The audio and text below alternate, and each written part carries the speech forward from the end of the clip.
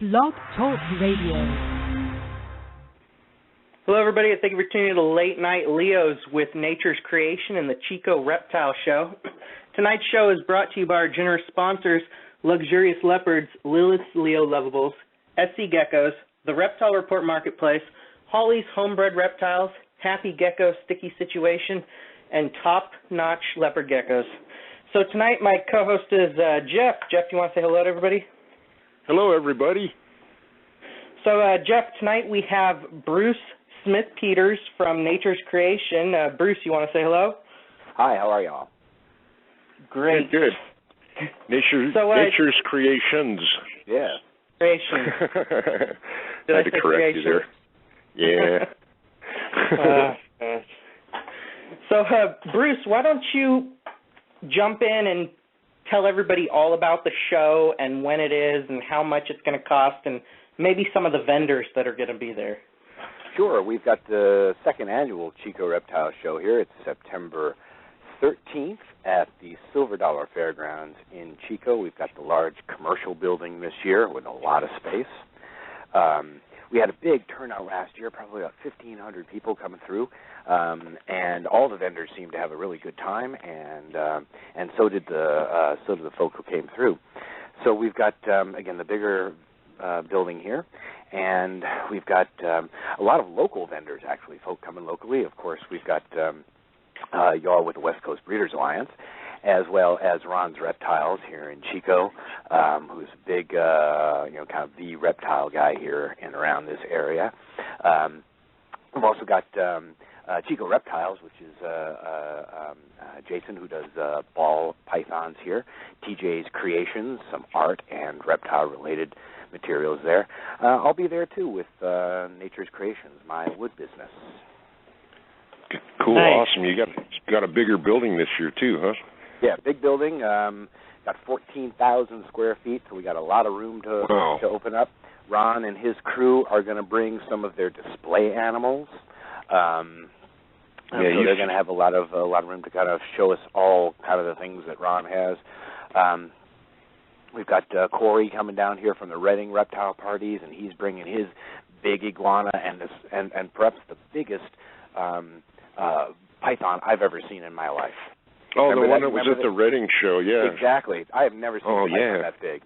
That thing is huge. It looks like it was as big around as a telephone pole, Oh, yeah. No, that thing was nice. I wanted to get a picture of it, and then I got a chance now. Exactly, because they'll be back at the Chico show.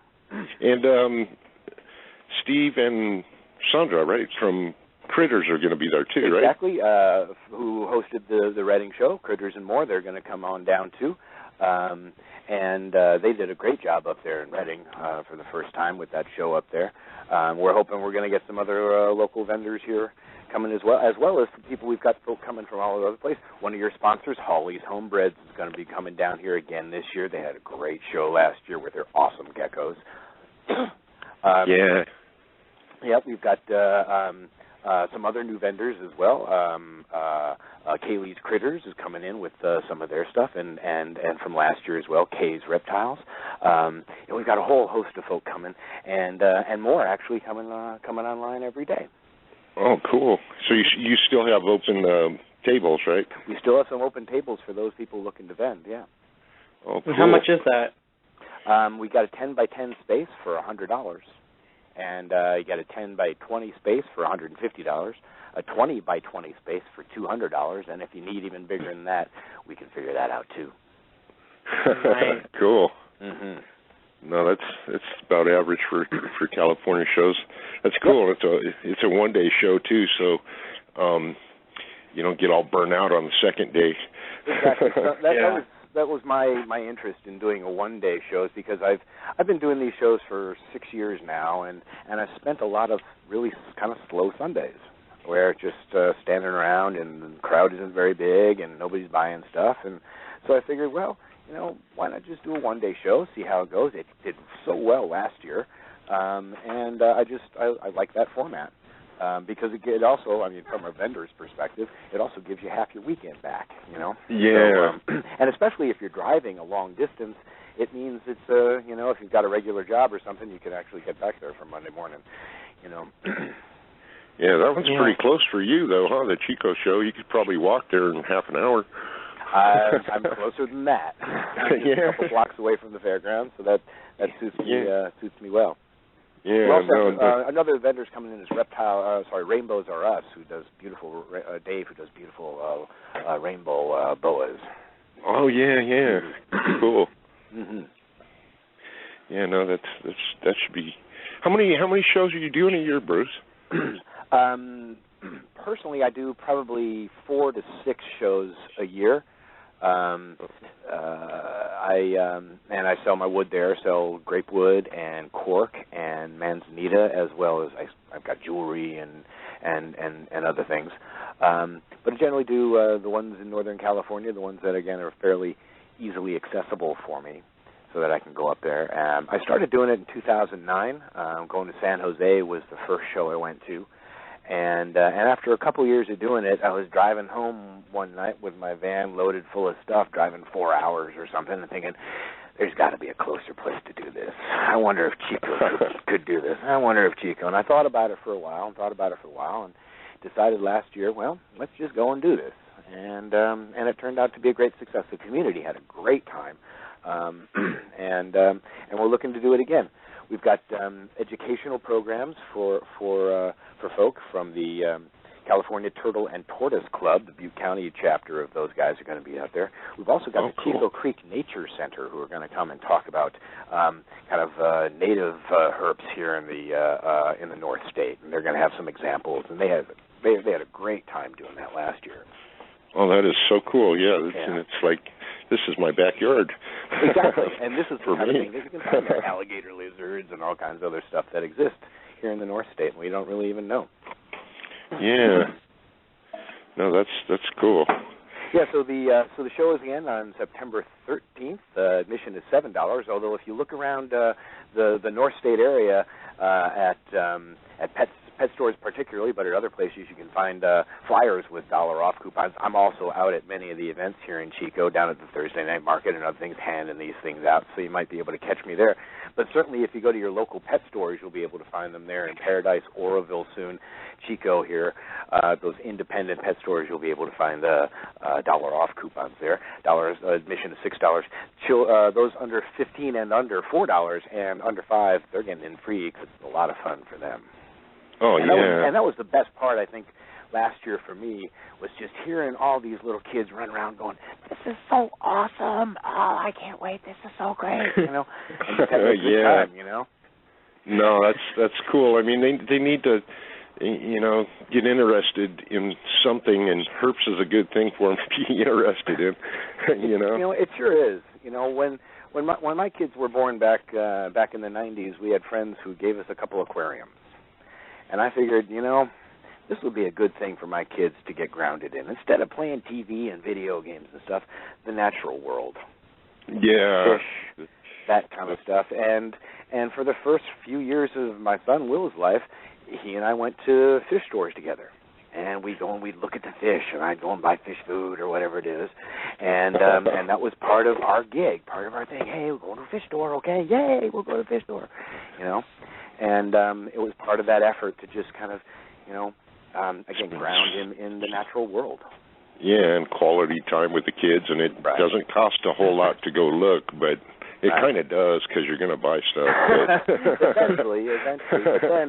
But then you've got, again, as you say, that quality time with them in order to, to feed them and to take care of them and to learn about what they need and everything. And it really is a good thing for families to get into. And I've seen so many families in the 6 years that I've been going to these reptile shows, so many families who are buying animals and the kids just having a good time, and then coming back the next year and saying, oh, yeah, well, we got to get going. We're going to get another one this year, and just having a good time. Yeah, you're planting that seed, a seed of interest, and they nurture it and feed it and grow it until it's, Sure do.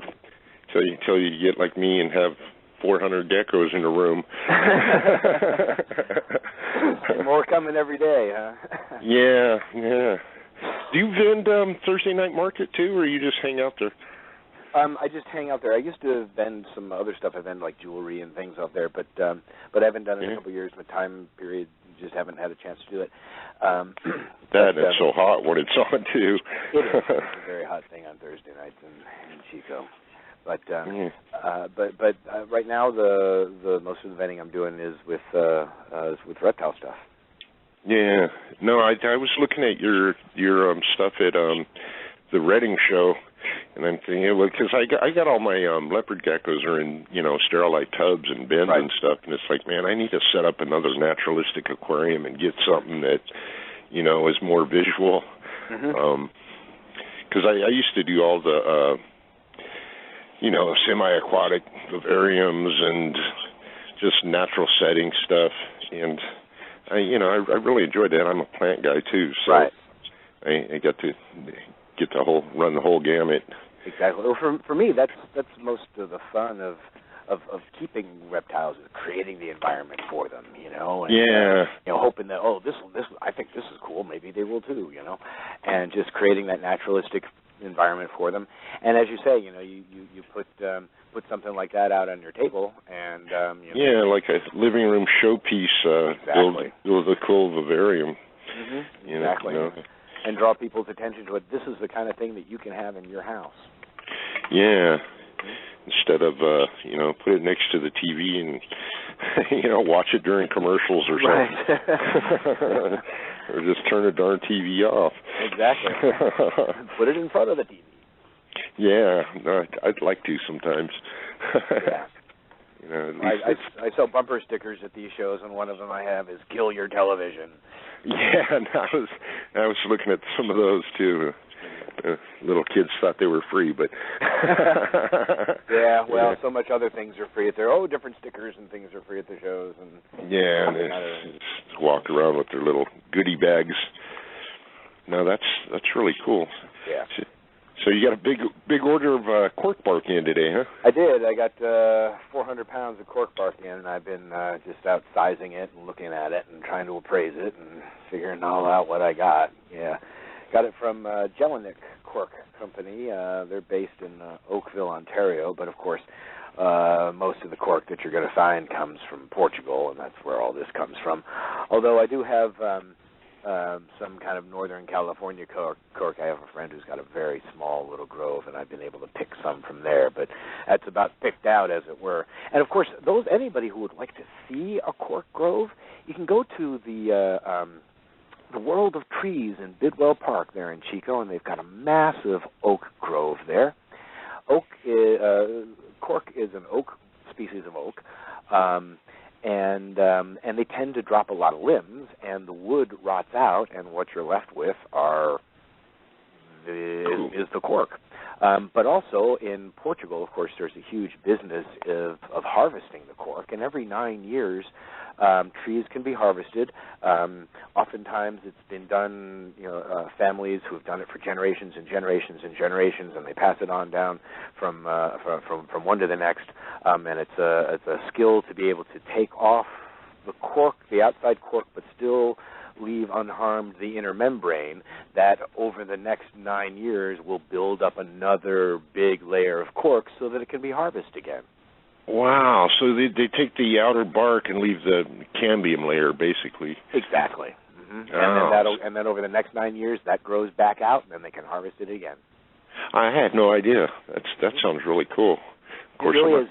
And to watch them do it is really pretty amazing, because they're just using kind of a hand axe, and they just kind of make some slices in it, and then they use the butt end of it to just kind of peel it off.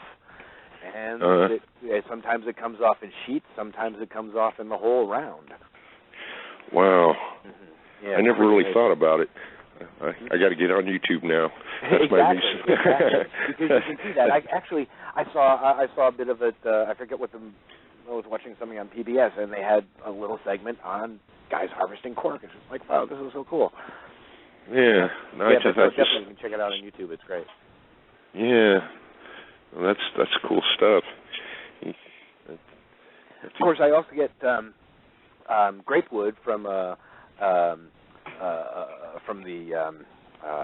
Heritage Oak Winery down in Lodi. They make some beautiful, beautiful wines. And he has a burn pile that I go through, so rather than burning the stuff, I'm saving the environment a little bit that way. And it's all of this stuff all of my wood is sustainably harvested, so that I'm taking scrap or again the cork there, manzanita. Take manzanita that CDF has cut down, or I've got some friends who've got some land up in Paradise and Magalia, California, and I'm able to harvest the root balls that they have in there, and actually. That's alleviating a fire hazard. You get rid of all of those root balls because manzanita burns so hot, and if you get rid of the root balls, you're alleviating a fire hazard as well. So I see it as doing good that way too. Yeah, no, that's really cool. I know there's a ton of manzanita around. And up here, as I said, the CDF cuts it down. There are restrictions in other parts of the state about cutting manzanita, particularly in Southern California. Cutting and for the resale.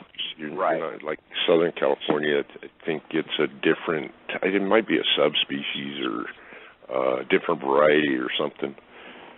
But up here we have a lot of it. Exactly, and a lot of it's on private land. Yeah. I know where a nice manzanita forest is, really. and it's beautiful, the red color and all. Oh, yeah. It's remarkable. Yeah, and the manzanita seed needs to be burnt before it germinates, or you got to scarify it. That's right. Before you need that fire. Yeah, before it'll germinate. So it's kind of it's a I don't know if you're into plants, read up about the manzanita. I find that stuff amazing. How, it burns real hot, it catches fire easy, but it needs that to spread its progeny. Exactly. So it's nature's ecosystem thing going on there. Because fire is a natural part of this ecosystem, right? It's a natural part of it. It's what goes on. This plant couldn't exist if it wasn't the case. Exactly. And so much of our efforts are trying to control these forest fires when, sometimes that's what goes on. Yeah, you got to let them burn. If you go up, up Skyway, we had the old Humboldt fire that, 2008 or something. But if you look at all that land, now you see all kinds of new growth there. Exactly. And it's... Well, indeed, it's something that Native American people have recognized for years. There's this concept of forest efficiency where they're trying to making use of their sophisticated understanding of their environment, and part of that was to burn part of the forest where they lived so that they could create meadows. You'd get new plant growth. It would attract animals that they could hunt, and it was all part of the adaptations that people made to their environment in order to survive. Yeah, before all the high-tech stuff. Exactly. But sometimes, that's just the best way to do it is the old ways. Yeah, no, I know in Australia, the Aboriginal people used to start fires that would burn like half of Australia or whatever, but they did it every few years. Exactly. It's what we're supposed to do. Yeah. Don't say the fire word. We're getting close to that season around here. It certainly is, and that's the time up and around here because it does get so dry, although the temperatures have been very nice the last few days. Yeah, and it has been nicer. I've actually been able to work past 1 o'clock in the afternoon without dying. I know that. So we do have a question. Great. Would you be willing to mail some of those $off flyers to sponsors so that they can pass them out around the areas as they come down? Of course. Yeah. Give me that information. I'll get those things out to you as soon as I can to get them out on Monday. Yeah. All right. So sponsors, if you're listening, where can they email you? How about that? That would be a great thing. You can email me at the Chico Reptile Show at yahoo.com. Chico Reptile Show at yahoo.com. You can also check us out at ChicoReptileShow.com. That's our webpage. And we've also got a Facebook page for the Chico Reptile Show. Yeah, and it's called Chico Reptile Show. Yeah. No, I should get some of those flyers and pass them out up here too. That would be wonderful. Yeah. And you can find them up at Paradise Feed up there. Skyway Feed and Pet. Skyway Feed and Pet. There's some up there. And Rose let you put some out. I put some out in the near the front door, where there's some other things up there. There's some other paperwork up there. Oh, Up at the front door. And you can find them. I took it to some tattoo parlors and to L. Dean's and other places up there. So L. Dean's hydroponics over there, yeah. Exactly, and so you can find those things up in Paradise, and of course down here in Chico, I'm going to a number of tattoo parlors and other kinds of places where you might find them out there. Yeah. As well as again your independent pet stores. Yeah, no, I'm sure Ron's Reptiles is passing them out. Ron certainly has them, of course. Yeah. As does Chico Pet Works, and and again the Skyway Feed. Yeah, no, that's cool. They're all Reef Connections here in Chico also has some. Yeah, that's all local stuff down there, huh? That is local stuff down here because I believe in supporting local independent businesses, especially local pet vendors. Yeah, I noticed that Chico, Paradise, all of us, they all stick together pretty good, and I like that. Exactly. I go to the rental units and pass out my business card, like the Ace Rentals that rents equipment. Pass out my business cards, and people come in and want to rent something. Oh yeah, this guy rents those all the time. Here, call him. Right on. They all help each other out. It's really cool. Whereas Southern California, it's all knives flying everywhere. People stealing business cards and taking flyers down, and all that. Yeah. all that bad stuff. But, no, that's really cool. And I'll be out at again Thursday Night Market handing out flyers, and again you can pick them up at local tattoo parlors and pet stores and other kinds of places like that. Yeah. Or you can email me, and I'll send you one by email. Oh yeah, and then I can just print them up. Oh. Sweet. Oh yeah, I'll do that. I print them up. And there's a coffee shop up here that just opened, Magalia, that a lot of the locals go to. And I'll have them pass them out. They're real cool. Very good. Yeah, no, it seems like the happening spot. There's not a whole lot to do up here, so. Well, then people should come down on September 13th for the Chico Reptile Show because there's going to be a lot happening down here. Oh, heck yeah. Mm-hmm. Yeah. I know I'll be there. And we'll make sure to shove it down their throats every Saturday when we do our show. We've been, I know we've been saying, oh yeah, that Chico Reptile Show. Yeah. And you can look for our ads in Synthesis, who's one of our media sponsors, as well as the Chico News and Review, another one of our media sponsors here who's helping us out this year again. Yeah, they're real good about it, helping the local deal. They certainly are. Again, it's part of that thing where everybody helps everybody and everybody does well. Yeah. And we do have another question in the chat room. Hey. They were wondering, does the cork mold easily? Cork does not mold at all. That's nice. The great thing about cork is that it's got an antibacterial or something. Yeah, and I've got cork that had been sitting in an aquarium for a while, and algae will build up on it, but it doesn't rot at all. So it's excellent for humid environments. I use it in all my dart frog cages. And as well as with some of my geckos. Oh, you got dart frogs and geckos and stuff too? I do, yeah. Yeah. Yeah. I keep. I've got bearded dragons, and I've got a Hog Island boa, and I've got kind of a community tank with a bunch of different kinds of frogs in them, and I got day geckos, and I got a whole bunch of stuff. Oh, cool. Are you going to bring any of those? No, I think I've got enough stuff going on. The folk who are, as I said earlier, the people who are going to bring some amazing animals is Ron's Reptiles.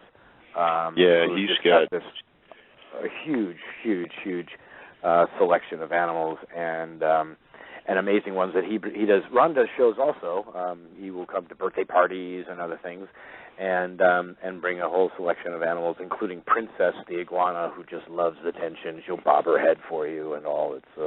It's really nice to see, you know. Yeah, he's got some really neat stuff. I know he's got a big rhino iguana that's really mellow. Mm-hmm. I go over to his shop and check it out. And I'm not sure if he still has the great big black throat monitor that he had. He had a huge male. I don't know. I don't remember seeing it last time I was in there, but there's so much to look at there. Yes, that's Ron's Reptile out there on Rock Creek Road, about 3 miles north of the airport. About 3 miles north of the airport. There, going out on Cohasset. Yeah, right on the corner, right after the Odyssey Vineyards. It comes up real quick after the Vineyards. Yeah, no, I know. I passed it up before. It's right there in the corner. Me too. Like, oh, there it is. The gate was open. He's open. Yeah, I think Ron's open Tuesday through Saturdays. Yeah, unless he's doing a show or something. And then, exactly. Yeah. So it's always, if you're unsure, it's good to kind of call ahead. Yeah, I do that. A lot of times I'll be working down in Chico and out that way, and it's like, an excuse. Well, I go out every week to get my load of crickets because they order crickets in. Yeah, he gets crickets and mealworms, and I think they do their own mice and rats and that. They've got a mouse house and a rat house, and two incredibly cute little kittens who are supposed to be minding the mouse house, but they spend more time at the people house than anything, I think. Yeah, and of course, puppy dogs. Yeah, dogs all over the place. Ron and Donna breed silver Labradors, which are a rarity, and some beautiful animals, these silver labs. Yeah, no, I know their dogs are really nice. I got to go in there and say hi all the time. Exactly. And they make sure everybody sees them and greets them. Oh, yeah. No, don't ring the doorbell. The dogs will alert us. Exactly. All you got to do is open. Yeah. No, it's really quite amazing. I'd like to do that to my house, but I get too much. I don't think the wife would let me. Yeah, well. I get the gecko room, that's it. Instead of the gecko house, huh? Yeah. To build your own outhouse there, huh? Yeah, I'd like to. I got a great big shop and a garage, but it would just cost too much to heat and cool it during the... I know what you mean. Yeah, it gets, we get snow up here.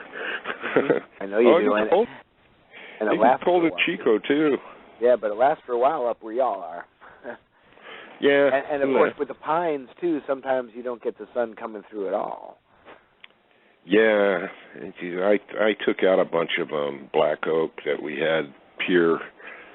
It was just a hazard hanging over the house, and they were just growing weird, so I took a bunch of them out, but we get a little more sun. Yeah, it's a premium up here. Right on.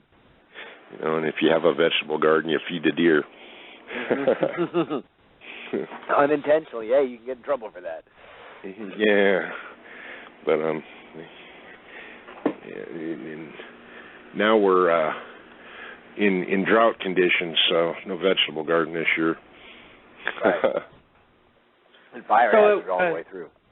Yeah. They are asking me if does Nature's Creation have a Facebook page or a website for cork bark? No, I'm sorry. I'm kind of technologically challenged. But me too.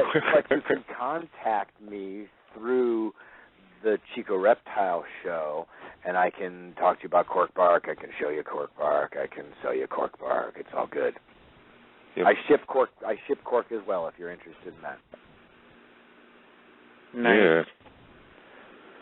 The shipment I got in was today was largely just big pieces because that's stuff that's not generally available at your local pet stores, and so I got in big rounds and big flats and got in 400 pounds of cork. So there'll be plenty at the Chico Reptile Show, that's for sure, if you're interested in getting it that way too.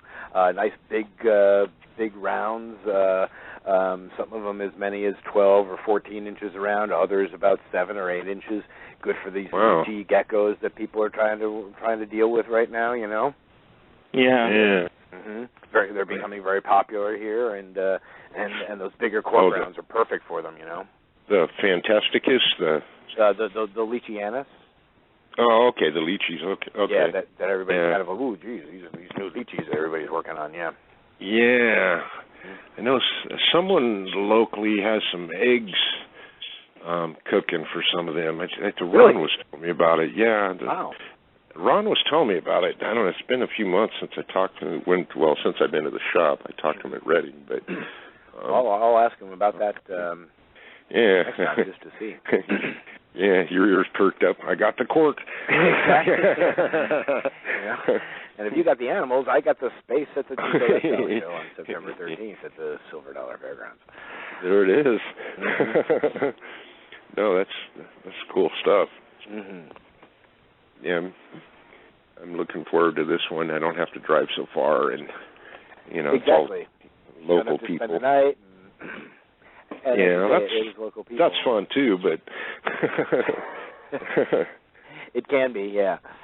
And we have that. It's the Saturday flea market too. Goes on at the fairgrounds there, so that's true. I'm sure that'll draw a lot of the people that are there anyway. It's pretty much the same flea market every time, and they say, "Oh, reptile show, too cool." Exactly, it does indeed draw folk in. There's free parking at the large parking lot out there. And, and there are going to be signs up around the community and other things, so keep an eye out for those. Yeah, it's like the Chico Home and Garden Show and stuff like that, how they put those signs out there in the gun shows. Right, but at some of those places they charge you for parking, but yeah. But I'm eating the parking charge and letting you park for free, because they charge us for parking. So that's why they charge. That's why the Home and Garden Show charges, because the fairgrounds charges. Yeah. Yeah. Now I can see where they got to. They got to pay people out there to flag you in and take care of the parking area and. Yeah. Well, it's a the fairgrounds area. It's pretty neat place. I mean, I know I go to, all the fairs, and then the Home and Garden Show I'll go to, and they put all kinds of stuff I go check out. They sure do. There's something going on there almost every weekend, be it sometimes little private get-togethers or dances they do, and of course, from where I am, I can hear the races that are going on out there too. Oh yeah, they have the sprint car races out there. They sure do, and I can hear them because I'm just within less than a mile from there, so I can hear them at night going around. It's a big, busy place, and we're happy to have the bigger commercial building this year, which will give us more room for everybody to come in and a little bit more space and. Yeah, no, I had to miss it last year. I had the whole abscess or something. Yeah, I was gonna go, but my face decided no. But ain't gonna happen. Morgan down. I would have. Well, we just formed the West Coast Breeders Alliance, so that if anything like that happens again, we got someone to cover for each other.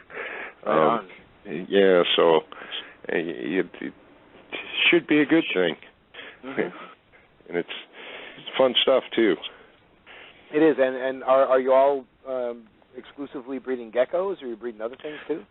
I do leopard geckos only, but Morgan and what are you doing, Morgan? You're doing some other stuff too, right? I've only got leopard geckos right now, but I'll have the panther geckos and cave geckos and dart frogs and some other little things next year. Great. Yeah, Jeremy's doing some stuff too. He's got cave. Wheeler eye and some other stuff he's branching off into. If I had more room, I would probably God, I don't even know. There's so much stuff out there that I'm interested in that I don't even know what my next step would be, and I'm so into the leopard geckos now that. Yeah. Well, they're so beautiful, you know. Yeah, and I really enjoy working with them. And I don't know that the whole frog thing. That I don't know. We had that show with who was that? Pat Klein. We had the dart frog show and the frog show, and we was talking about all the setups and stuff. And then I got hooked on that and got on the internet and just started doing all kinds of research about that, you know. And then I think this week I was researching the cave geckos. Next week, who knows?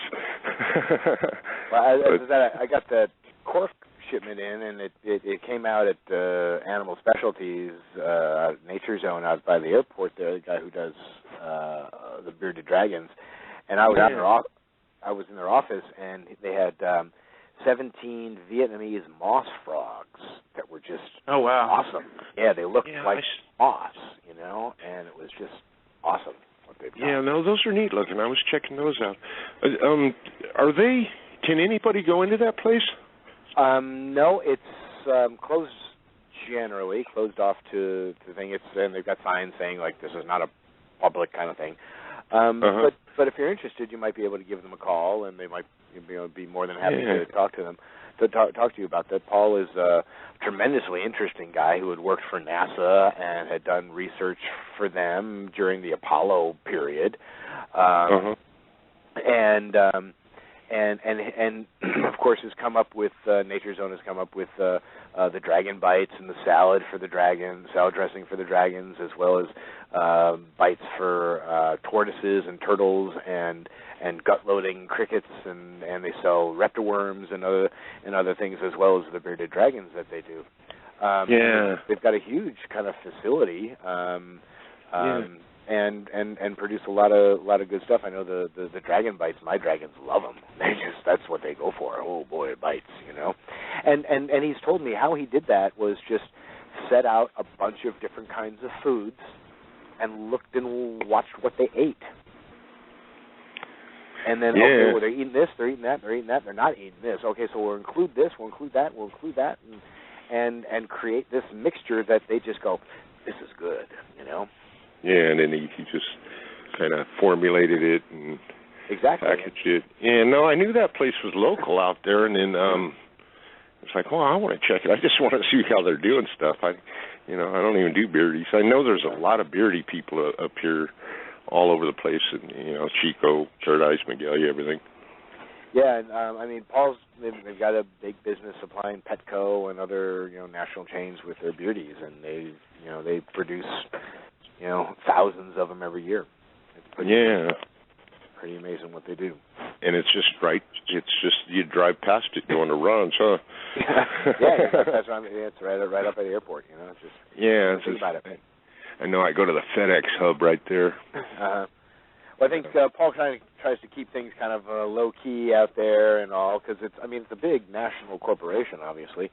The Nature Zone tries to keep it low key. I don't think he even, when he advertises for employees, I don't think he even mentions the name or anything. Just trying to keep it, keep it kind of low.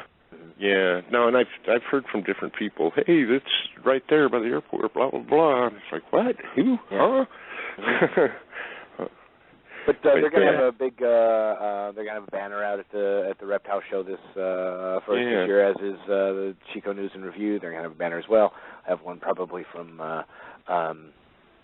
ZoomEd.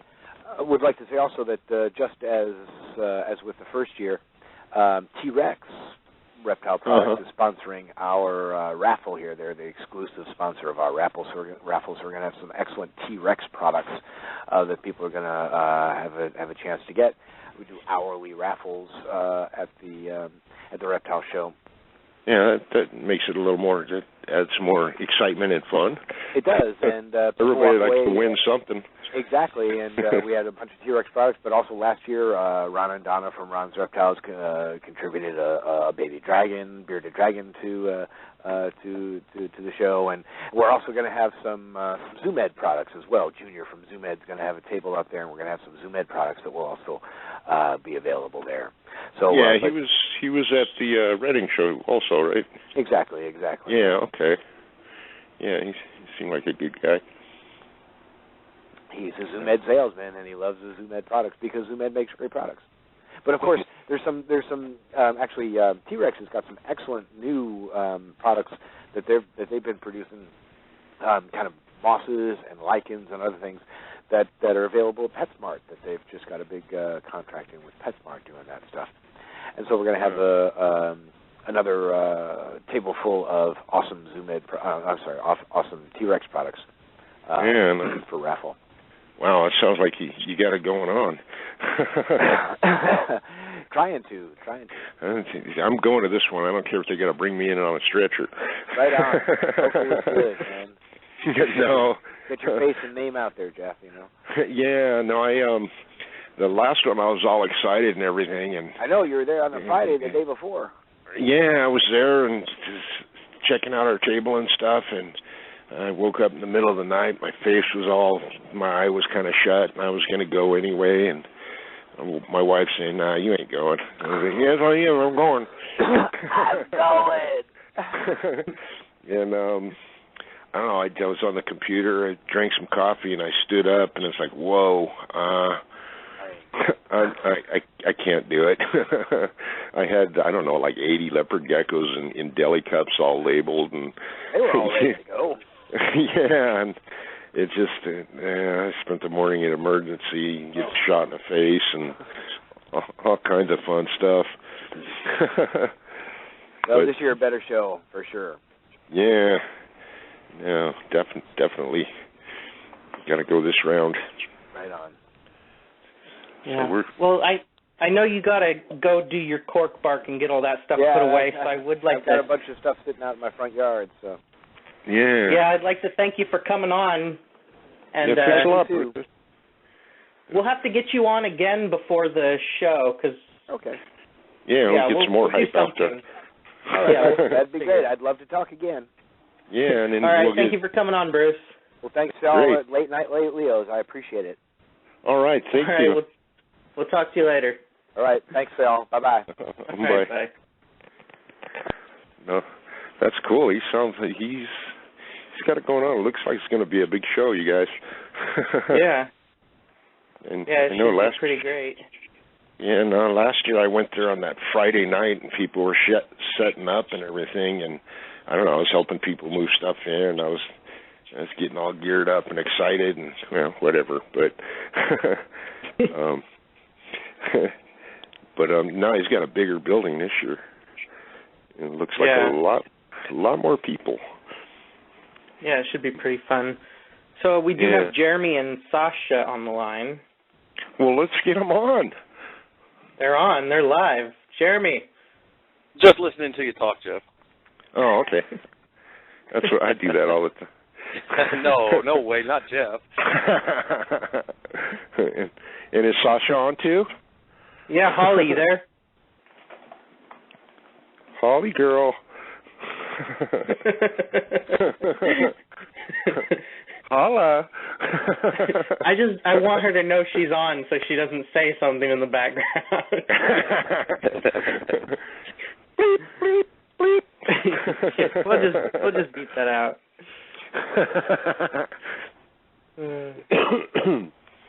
So you excited, Jeremy, for the Chico show?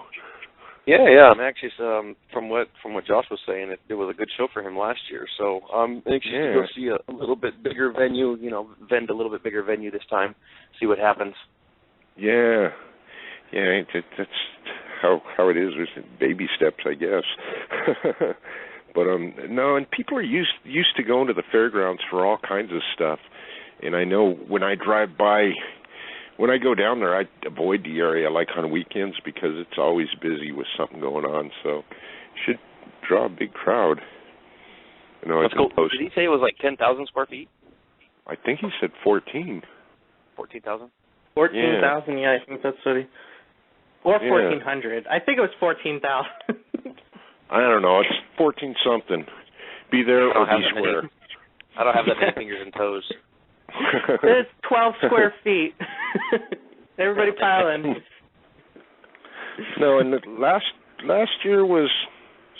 it was about the same size as Reading show, maybe a different configuration.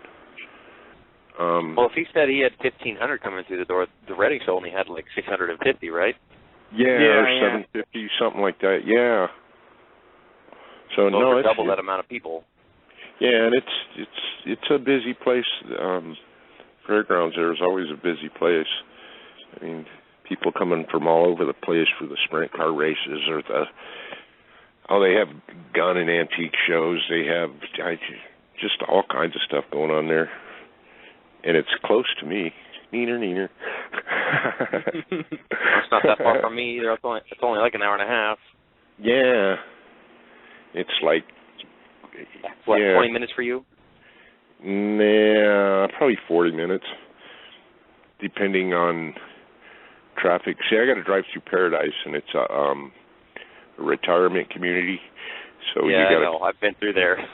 Yeah, you got to be real careful driving through there, and the speed limit's like 29 miles an hour. But I don't complain. Even when there's traffic, it's nothing compared to the traffic I used to deal with, driving by LAX now in Southern California. People whine about traffic up here, and I look around, and it's like, what are you talking about? Go spend a day in the Bay Area or down in L.A. or something. You got people going by on skateboards laughing at you. Yeah, really. Yeah, that's how it is. Crazy. I had so to. You gonna go ahead. You gonna have a whole bunch to sell there, Jeff? Yeah, I probably. I don't know. Maybe about the same. Maybe some more. I'm going to have, and then a lot of them are grown out a lot more than, what they were at the Reading show, so, I'll have some, I'll have a whole bunch. So what, about 300? No. that'd be like, leave me with 100. Jeez, yeah. No, Morgan, you're gonna go, right? Are you gonna go Friday and stay the night into Saturday, or what are you doing? I'm staying Friday and Saturday night, so I will be in room 206 if anybody wants to party. Party in Morgan's room. You heard it. The bar gonna be loaded. What hotel are you gonna be at? The bar. The bar. I'll be sleeping behind the dumpster, back behind the Dairy Queen. There's a Dunkin' Donuts there. You can get the day olds. They're pretty good. Oh, yeah. Right next to In-N-Out. You got freeway access. Just jump the fence there.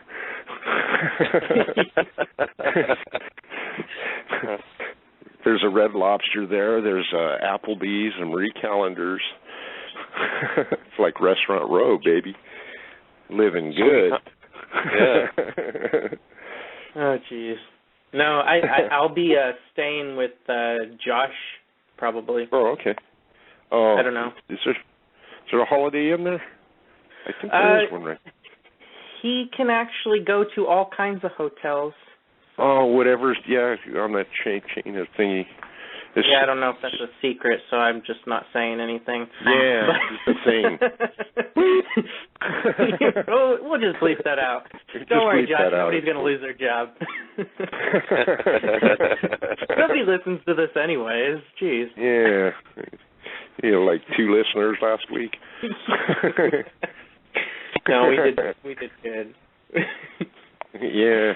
We had 5 listeners. Sweet. Yeah, but what's your goal, 6?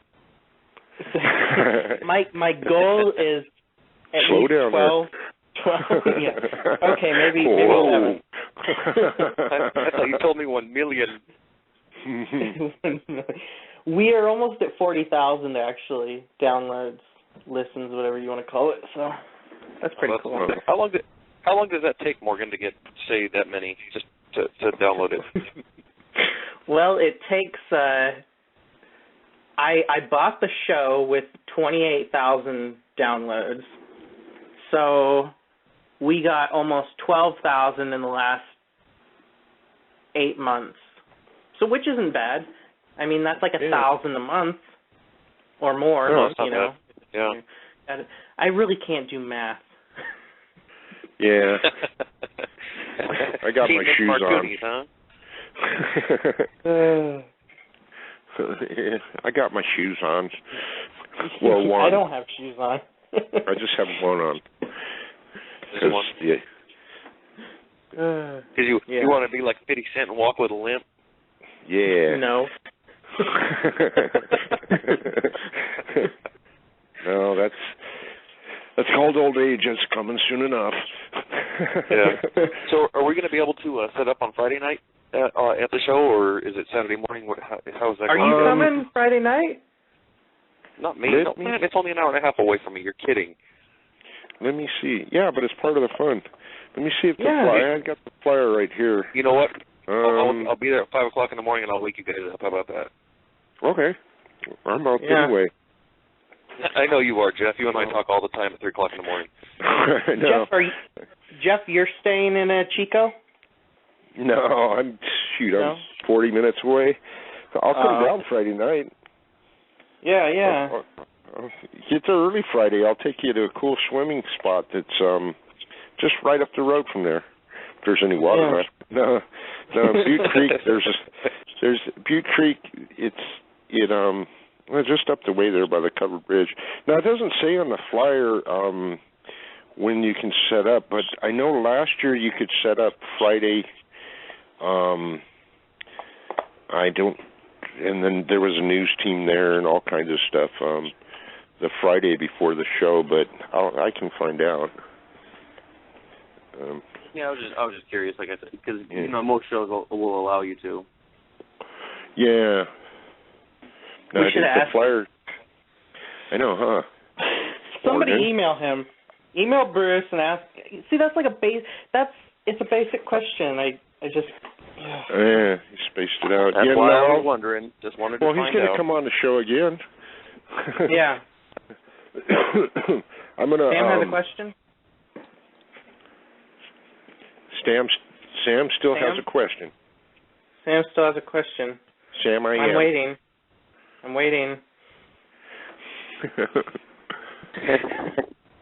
me find it. Scroll up. My other sheet fell off, I guess. I only get to scroll up a little bit with the moderator control. Oh. Which is weird. I'm afraid to push the chat history button because once I did that and it deleted everything. Sam's on the phone. Oh, Sam called in. Oh, here we go. Hey, Sam, you're on the air. Can you guys hear me? Yeah, we can hear you. Okay. This is going to be my first vending show that I've ever done, so I don't know. Oh my God. Know what to do. If you guys can give me some advice. Definitely. You should first get yourself a Xanax prescription from the doctor. No, half an hour before the show, take a Valium. Yes, and then during the show, have your Gatorade bottle 90% full of vodka. That's what Morgan did. If you're 21. No, I didn't. Don't say that. Are you 21? We can always hit the bar at like 6 in the morning. Okay. Yeah, we'll just go to the bar before the show. No, if you have any questions or whatever specific questions, the Reading show was my first show I ever vended. Yeah, me too. Yeah, so I mean, we're all new here. Yeah. Do you have any like specific what to do, what not to do, Sam?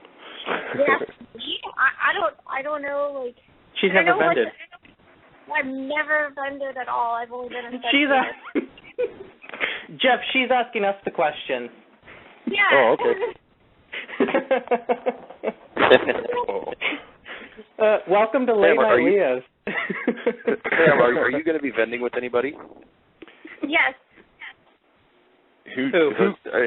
Have they ever vended? No. Who are you vending with? Kaylee's Critters. Okay, yeah. You just put up a tablecloth, put your animals out there, and sit behind your table and answer questions and sell animals. I gathered that, but I didn't know if there's any tips or anything you guys could give me. I mean, I really I've only been a Twitter and reptiles, so. Yeah. Well, Jeff, you do want to. You saw Board of Inquiry. You want to get a seller's permit for the day. Where we have that. Yeah. Okay. Yeah, that's probably the hardest part of all of it is, and that's pretty easy. You just go online and do that. Send in your application and business to Bruce. Yeah. Yeah, and if you have business cards, put business cards or flyers. It's a good idea to have care sheets for the particular animals that you're selling. I think I'm pretty sure it's state law in California that when you sell an animal, you provide a care sheet, but I don't know if that's shows or if that's yeah. Okay. But hand sanitizer. Yeah, hand sanitizer. Like the 55-gallon drum of it. Okay.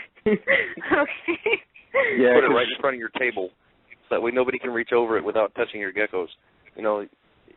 Yeah, if people handle your animals, make sure they sanitize their hands before they do it, because there'll be other people there with other animals, and you want to keep them clean. You don't want to spread anything weird. We were thinking of doing the deli cups, so having them displayed in deli cups. Yeah, the clear deli cups.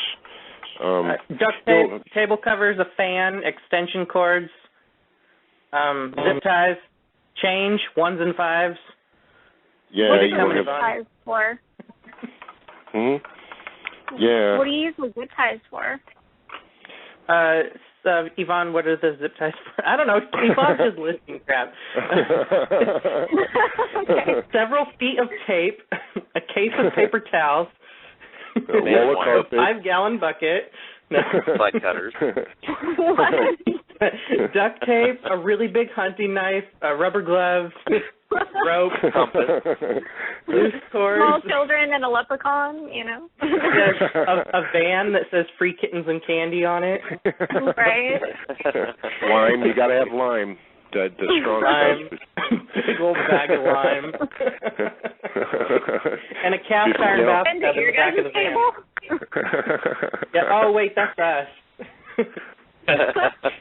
Yeah, and you want to make sure when you transport your animals, too, that you keep them cool enough, not too hot. I used like an ice chest, and I put a frozen water bottle in there wrapped in a towel when I did the Reading show, and it was pretty hot going out there, but it stayed cool, and they did fine both there and back. So that was one of my biggest concerns is I don't want to drive out in the middle of the desert and get there and have a bunch of dead animals in deli cups, because I would feel really bad, and I don't think they'd sell very well. Right. and that would kind of wreck the whole thing. And you're coming up from where are you at, Lodi or Sacramento?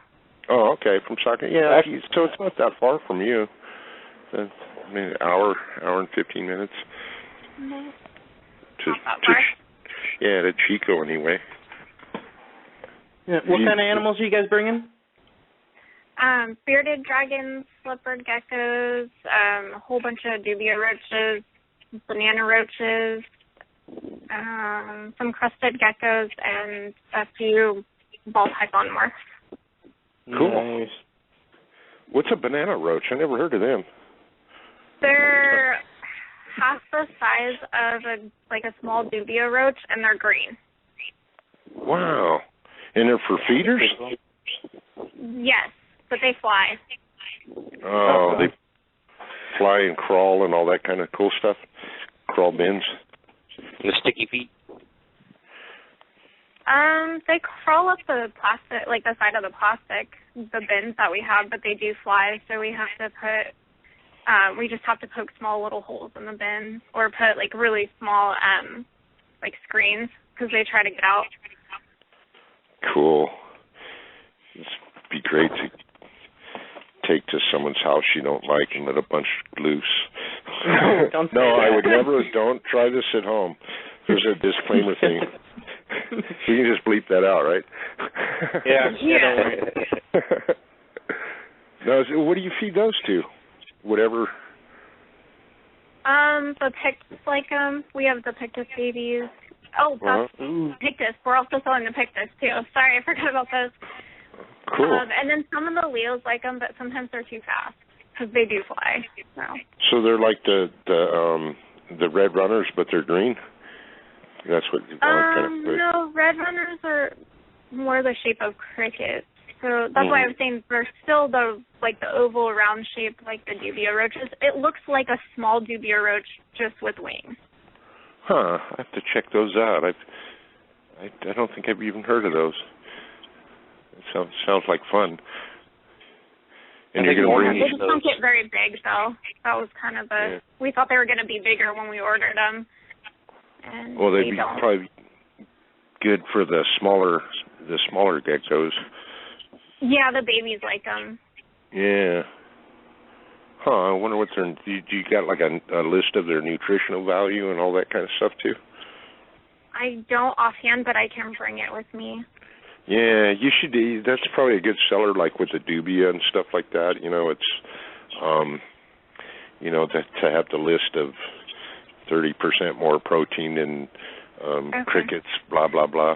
That's probably good. Anything you have, if you got literature on it too, it's for sale, then people help it. And I know I had my daughter with me at the Reading show, and she was holding one of the Leos, and I sold that one. But it's always good to have like a hands-on with something too. Holding one of the animals. And I know some of them you don't want to hold, but I mean, the jumpier ones. Right. But I'm super paranoid anyways. Yeah. Don't touch my stuff. You can look at it, but that's about it. Yeah, and I know. I would hate to bring a bunch of stuff to the show and then bring it home and contaminate my whole gecko room. God. Yeah, but if you hold it, you buy it. Well, especially with the Pictus, because I recently sold one and I brought it over to the person's house, and they were holding it and they squeezed a little too tight, and the tail popped off. Yeah, see, that's the kind of the stuff I get. These are my babies. I raised them from, raised from their babies. From their grandparents and their parents, and little jelly bean size egg things, and talked to them and read them stories at night and rocked them to sleep. Once in a while, I take a picture of one or two of them. It's got more pictures of those on my Facebook page than my kids. It's sad but true. How long have you been breeding, Sam? Like 3 or 4 years. Cool. Have you been breeding all these different species? The crested geckos I've only been doing it this year, and then the Pictus I've been doing that for 3 years now, and then the Leo's about the same. Cool. What about the ball pythons? Actually, that's my friend has those. I'm just going to be taking him there because he won't be able to attend the show. I got it. That's he cool. was supposed to be going in on a table with us, but he won't be able to attend. So. That's cool. Yeah.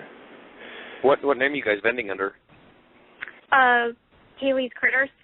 I didn't know if we could put both names because I don't really have a website up. I just have a blog. Yeah. See, it's another cool thing about the smaller shows like Chico Reptile show. They let like a couple people split a table, because I think some of the bigger shows they don't let them do it like that. They want everybody to have a table and stuff. Yeah. So I mean, they want everybody to pay $400. Yeah, well, they have a great big trip. Yeah. Sam, do you have a Facebook page you can link in the chat room for everybody? Yeah, I just saw that somebody posted that thing on one second. Well, that was another thing is that I don't have my website up, so I can't say that I'm technically like a business owner. I mean, the only thing is I have my blog, so that's why we're running under my friends, and I've been like supplying him with geckos and everything. So I mean, it's technically like there's not two separate people. So yeah, no, that's fine. I mean, last year I was Magalia Gecko Project supposed to be at Chico show, and then this year I'm with the West Coast Breeders Alliance at the Chico show. So it don't matter as long they know you're Sam and those are your animals. I was, and that's what I was going to do is when I printed up the prices and what each gecko was, I was going to print up who it was from. Yeah, that's real important too, because I know that's something we've discussed, Morgan and Jeremy and I, because just the whole genetic thing and everything else. But we all kind of breed a little bit different stuff. There's such a selection of morphs and leopard geckos that it's easy to do that. But well, and especially, when I've gone to a show before where we've got some bearded dragons, and it was two people that were sharing a table, and one died when we had got home, like 2 days later, and we tried to contact them, and they're like, oh, it wasn't from our part of the table, and then we could never contact them. So we don't want something like that to happen. I don't want it to be on my friend. Like if something happens to my geckos, once they're sold, I don't want him to have to deal with it, or So that was another reason that I didn't know if we could share the table, or I just figured put my name on it and. Yeah, you're doing okay. Just keep everything separate like that, and things happen, and then it's not that things don't happen. It's how you handle them when they do happen. Yeah, so right, I just don't want that. Even if you could help out your friend, say if it was your friend's gecko and you knew something about it or how to get a hold of him, I mean that would show that you're trying to help the customer also. Instead of saying, oh, that's mine, I'm sorry, that's not mine, that's not mine. There's even customer service goes a long ways, even if it's not your animal. Yeah, due diligence. And it's take full responsibility for whatever. Exactly. No, that's cool. No, it sounds like it's going to be a fun show. How many vendors did Bruce say? He's got a bunch. Yeah, he's got a bunch listed on. I forgot Morgan is having trouble with math right now. Darn it, my other shoe. My other shoe. I don't even know where my shoes are, but I got socks. So. That's cool. We have Augie and Amy's Chameleon and Dragon Room, Ron's Reptiles, TG's Creations, Butte County Tortoise and Turtle Club. I'm going to be getting some tortoises. Nature's Creations, Zoo Med, Holly's Homebird Reptiles, Chico Pet Works, West Coast Breeders Alliance, whoop whoop, Chico Reptiles, Critters and More, Reading Reptile Parties, Rainbows Are Us, Kaylee's Critters, and Petco. Yeah, and I'm sure there'll be more too. I remember last year, like a week or two before the show was going to happen, all of a sudden there's all these other new names on there, and it's like, oh, right on. Is Corey going to be there or no? Who? From CSM? Corey from CSM Gecko in Reno? I don't see it on there. I don't know. I know he was there last year, wasn't he? I'm not sure. I know that he vends a lot of the shows that Ron's Reptile does, and I know Bruce vends some of those too. So, No, I was just curious because since he's fairly close. I mean, Reno's not that far away. Yeah.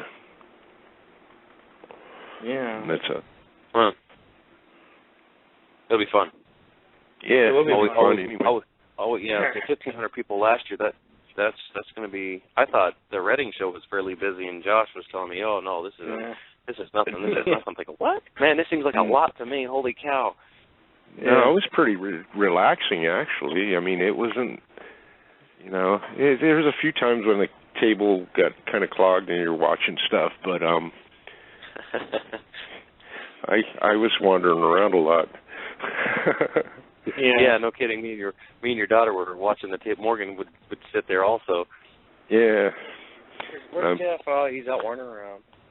Well, you know, that's the best part about sharing a table is you can sell an animal for one of your friends while they're walking around, you know, and it's like everybody works together.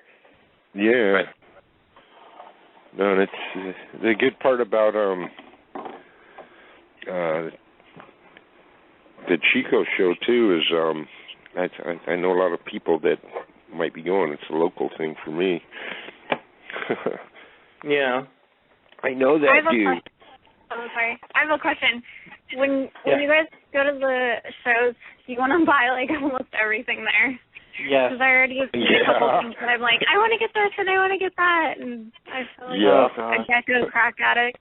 Yeah. You will have to like get your methadone treatment before you go to the show because I mean, especially like Ron's Reptiles had the coolest like striped gargoyle geckos with like red stripes on them for $60. Yeah. And no, I went to a shop a while ago and I was looking at those. I was into gargoyles for a week too. I was doing research and that was exactly why, because I was working over there and I went into his shop and when I was supposed to be working. But You're I fired. seen those and it's oh well. I'll hire me back. But I went in there and I was looking at those. God, that would be cool. And I can make this naturalistic, setup. I got a cool aquarium out in the garage. I got, So I started doing research on them until I got distracted by, I don't know, a butterfly flew by or something. Shiny.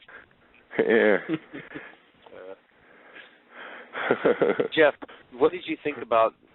And Morgan also, what did you think about the labels of the reptiles that you're vending on the side versus on top, or maybe on the bottom? I mean, I loved your idea. I loved your idea of putting them on the side rather than the deli lids, so that you get more of a visual of the animal. Yeah. And no, yours looked really good.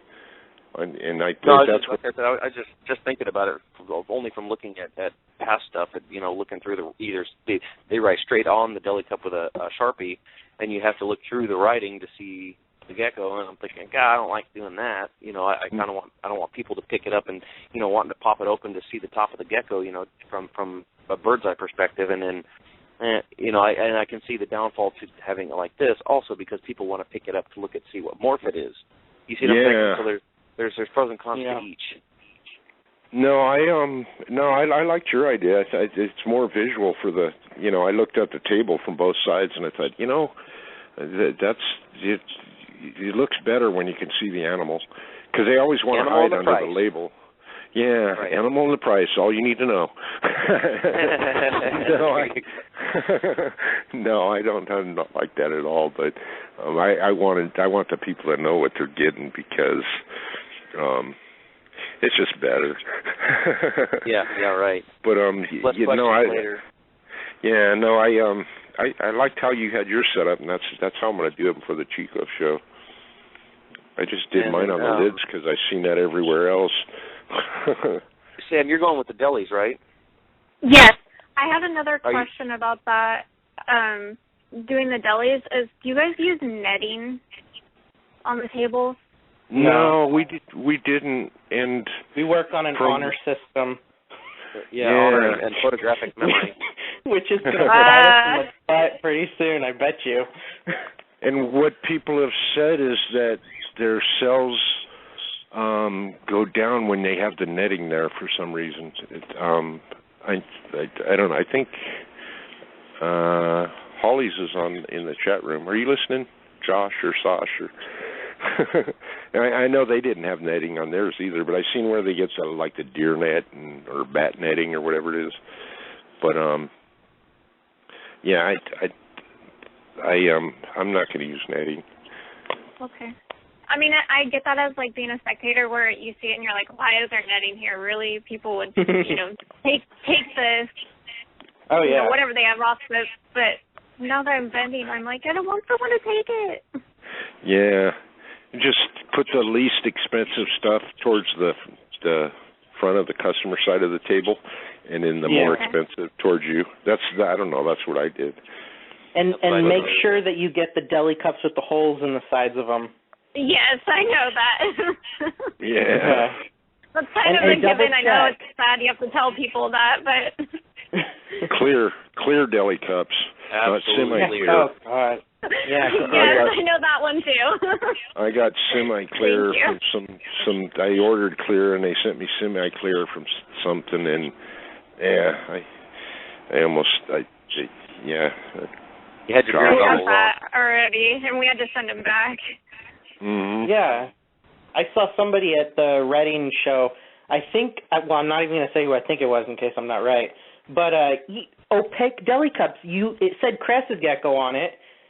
And I wasn't even sure if it was really crested geckos inside. You could see something moving around in there, but you couldn't see it. You want to show off the colors.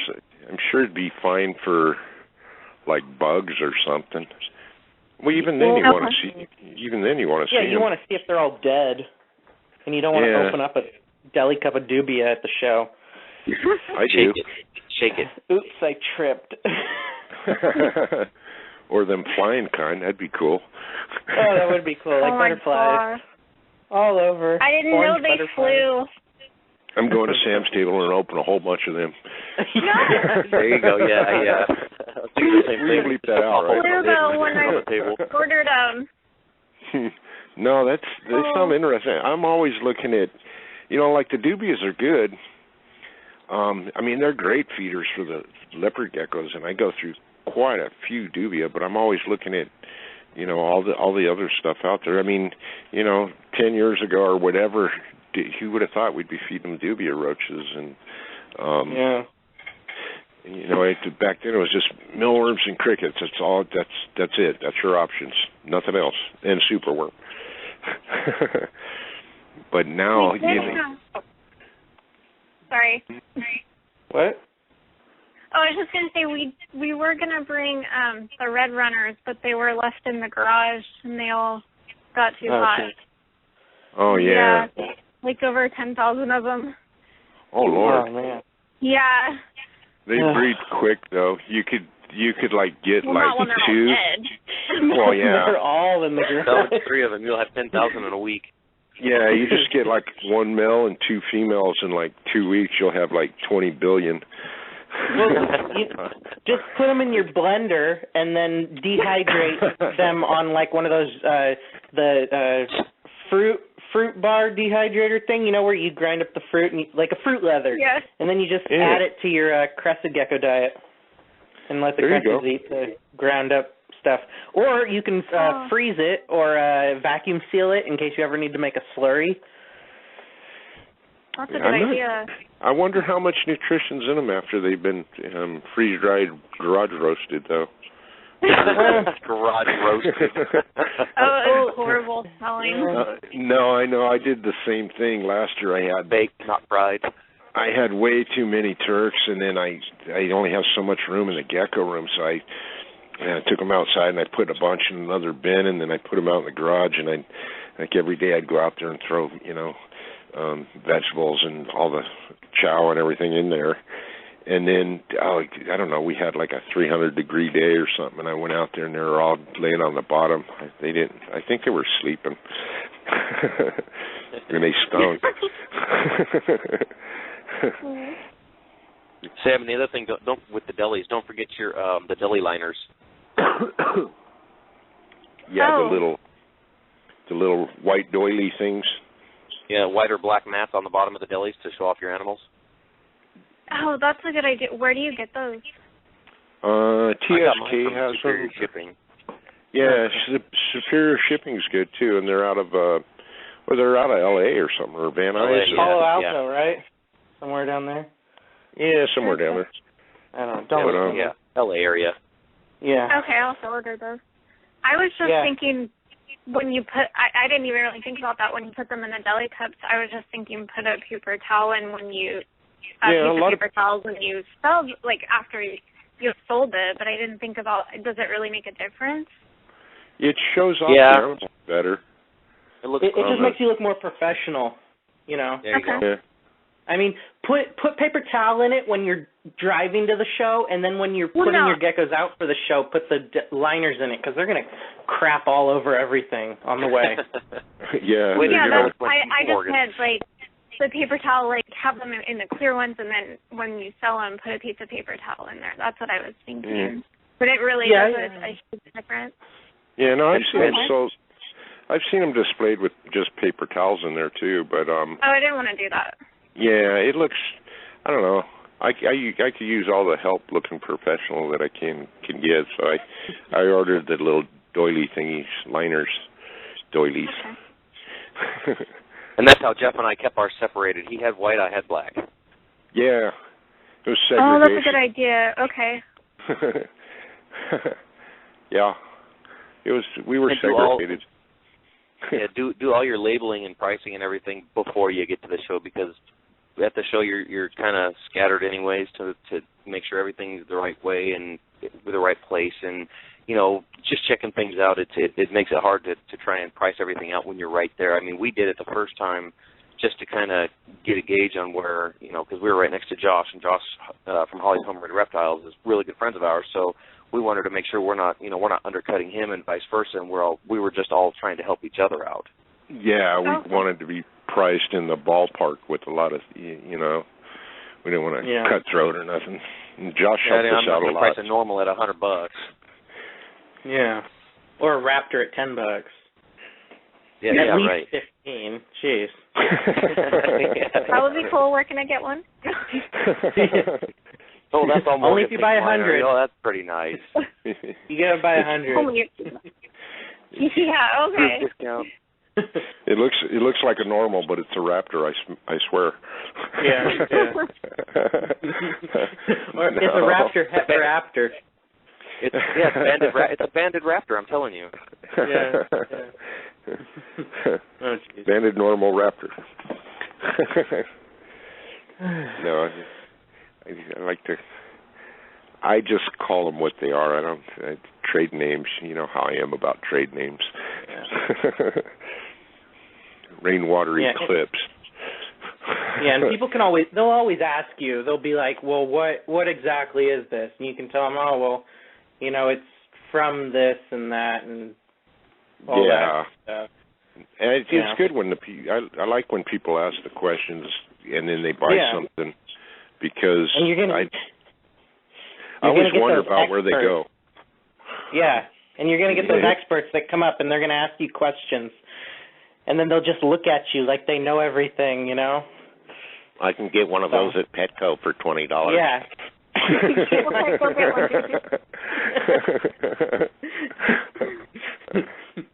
Define what a Raptor is. That's not a Raptor. It has bands. It has that snake eyes. So you do get a lot of people that say stuff like that? No, not at all. Okay. We didn't get any. I don't think so. Did we? We didn't get anybody that was like... No, everybody was really cool at the Reading show, and we didn't get any... Yeah, I was like waiting for those kind of people because I just like people and it's fun. I have fun with that kind of stuff, and That's what I'm afraid of, though, because I'm still really new at all this. Don't be afraid. Don't be afraid. They're your animals. You produce them. You know what they're worth. Yeah, we'll have maybe Bruce will put you by us, if you want to need help with anything, Yeah. Well, we have the cheat sheet. When you say me, I can't see you, so I don't know who's me. Wait, what? She doesn't know our voices, guys. Yeah. Oh. Us. We're all going to be Jeff. at one table. Morgan's table. Nice. Morgan's table. Yeah. My table. Okay, thank you. My table. Morgan, he's bringing his willow tangs. Just look for the willow tangs. Yeah, just look for the big old neon sign that says willow tangs and then the little arrows that are pointing down, like those timed lights. Yeah, and I have the Xanax pick this, by the way. Oh, yeah. Oh, that was you. Yeah, I remember you. Yes. Okay, thanks. yes. I'll just say that from the beginning. This is a Xanax pick this. It's all coming back to me now. Do you need a prescription for that? No. That'd be nice. Got it on the corner. It's expired, but it'll work. It's just less potent, that's all. Who knows? I don't know. Is that true? I don't. Maybe we better wait another 35 minutes until the after show for that. Yeah. Anyways. I'm sorry. Back to geckos. No, we're all helpful, and I speak for myself. Yeah, I think that's what I was saying. I'll speak for myself. I seriously don't do it for the money. If I did, I would have stopped a long time ago. I do it for the enjoyment of the hobby. Yeah. That's just it just keeps it funner that way, and people are ready to kill each other on different groups and stuff, and it's like, you know what, have fun with it, God. Yeah, calm down. Yeah. It's just, have fun with it. Okay. But yeah. And when you're saying you don't have a business page, well, I don't have a business. I'm just a flat out hobbyist. I enjoy doing this. It's fun. And now it's turning into actually meeting some really cool people like Jeff and Morgan, the Hollies, and even others. Cherish and stuff like that. People from around here. It's just really cool to try and group everybody together and come together as a group doing the same thing versus everybody being at odds. My stuff's better than his, and why is he undercutting my stuff? Blah blah blah. That just gets old. I'm tired of the super competition with everything and everybody all the time. Yeah, exactly. Just have fun with it, man. I'm just running out of room at my house. Running out? You're lucky you have room. Oh, then you got room, huh? Yeah, she still has room. That's what I'm saying. Well, kind of. That's how the whole thing is I didn't start this to, in back of my mind, like these are investments, blah, blah, blah. It was just fun, and then you kind of start running out of room, and it's like it forces you to sell them.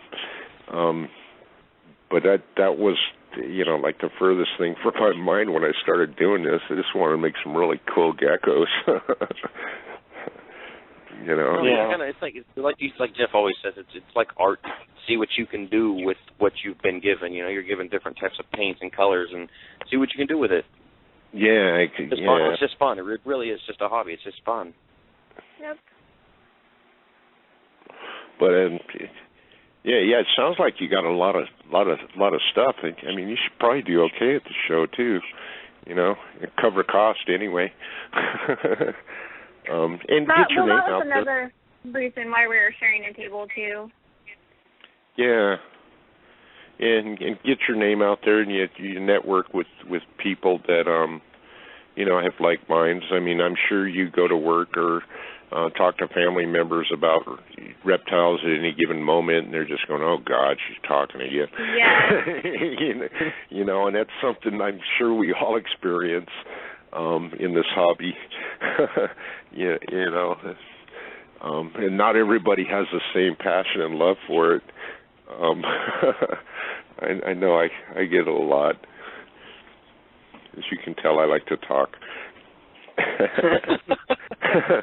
Shut up, Jeff. And another thing is, I don't know how it's going to be at this show, but at the Reading show, people went around and traded and stuff before the show, like the vendors. So that's something else I'm cool. completely open for that. And you're going to bring me some dubia roaches, right, Sam? Oh, Mr. yeah. Jeff. Yeah. I would put We've already got a couple orders. Yeah, get like a piece of printer paper and put open to trades and put it on your table before the show. You know, that way other vendors will be like, okay, cool, you know, I don't have to come and spend money after I sell a gecko in 20 minutes. So yeah. Okay. And that's always cool, I know. Well, because Sam and I were talking about that earlier tonight. We were talking about trading geckos and stuff. Yeah. Yeah. Yep. I came home with a nice blood from Marcia from the Reading show, and I traded one of my white and yellow tangerines with a cool paradox spot on them. So you drew blood from Marcia, huh?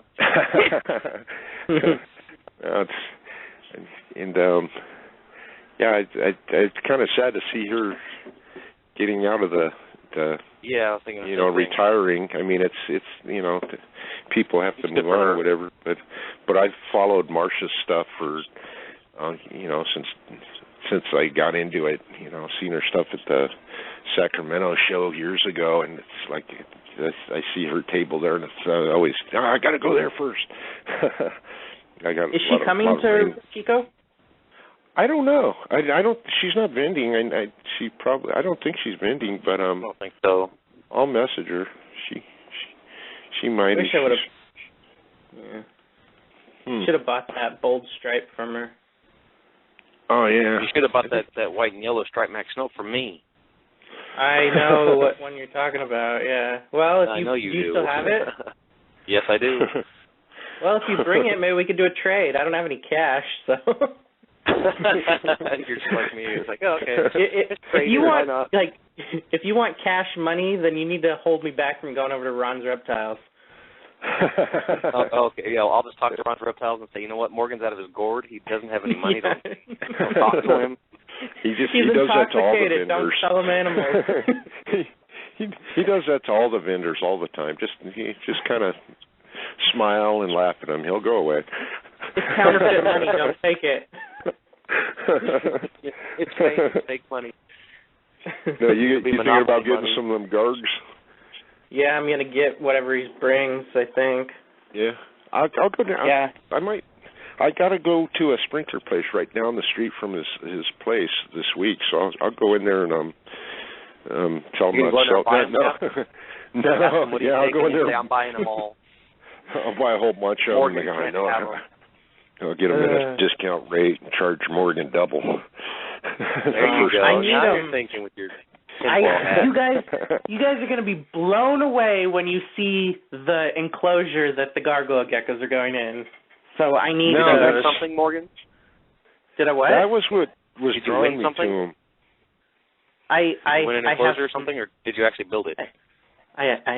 It's in the process of being built. The one for the gargs is, yeah. Yeah. I know you tried like crazy to win that one that was down at in Reading. That was Holly's little employee's fault. He cursed me. Yeah, you had at least 100 to 1 tickets in there. Yeah. Yeah.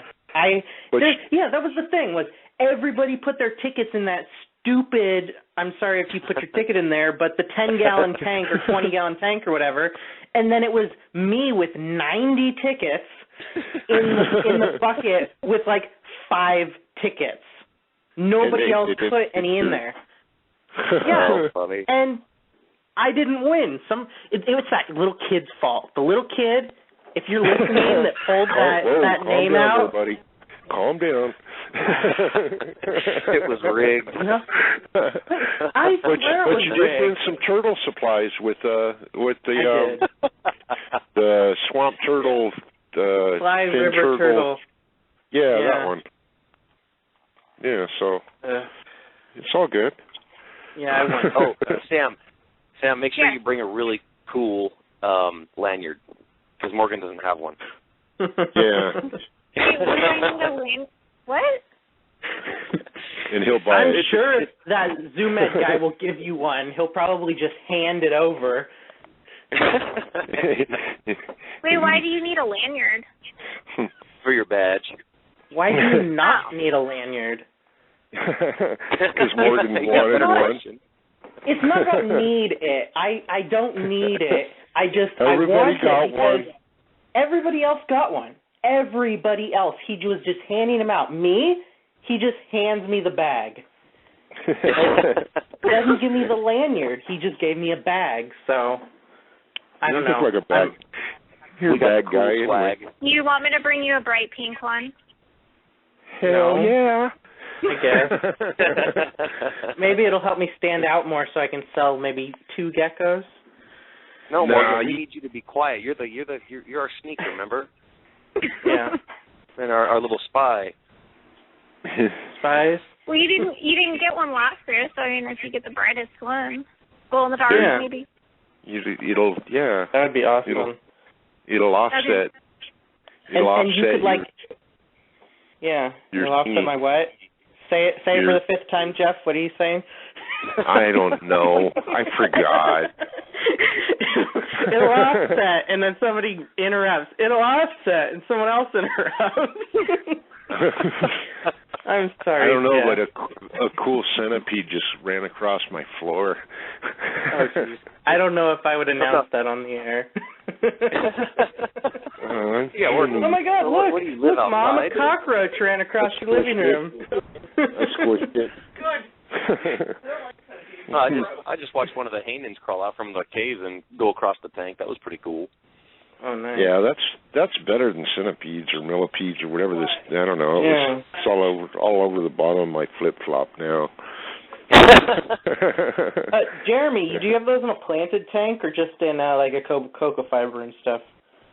Oh no, it's planted. It's got rocks on the one side. I went out and there's a creek right behind my house, and there's a whole bunch of, I don't know if you know what riprap looks like. It's very similar to that. It's kind of not, I can't say it's sharp, but it's more of a square type rock. So I went out there and grabbed a whole bunch of those, and then I boiled those for half an hour at, I think it was 190 degrees for half an hour, and then I soaked them in some soapy water for about 20 minutes to half an hour, and then I scrubbed them and then rinsed them off, let them dry, and then I created my little cave thing in here for them, for rocks and stuff like that to crawl on, because man, if you put one of those on your hand and you turn your hand upside down, it's like Velcro.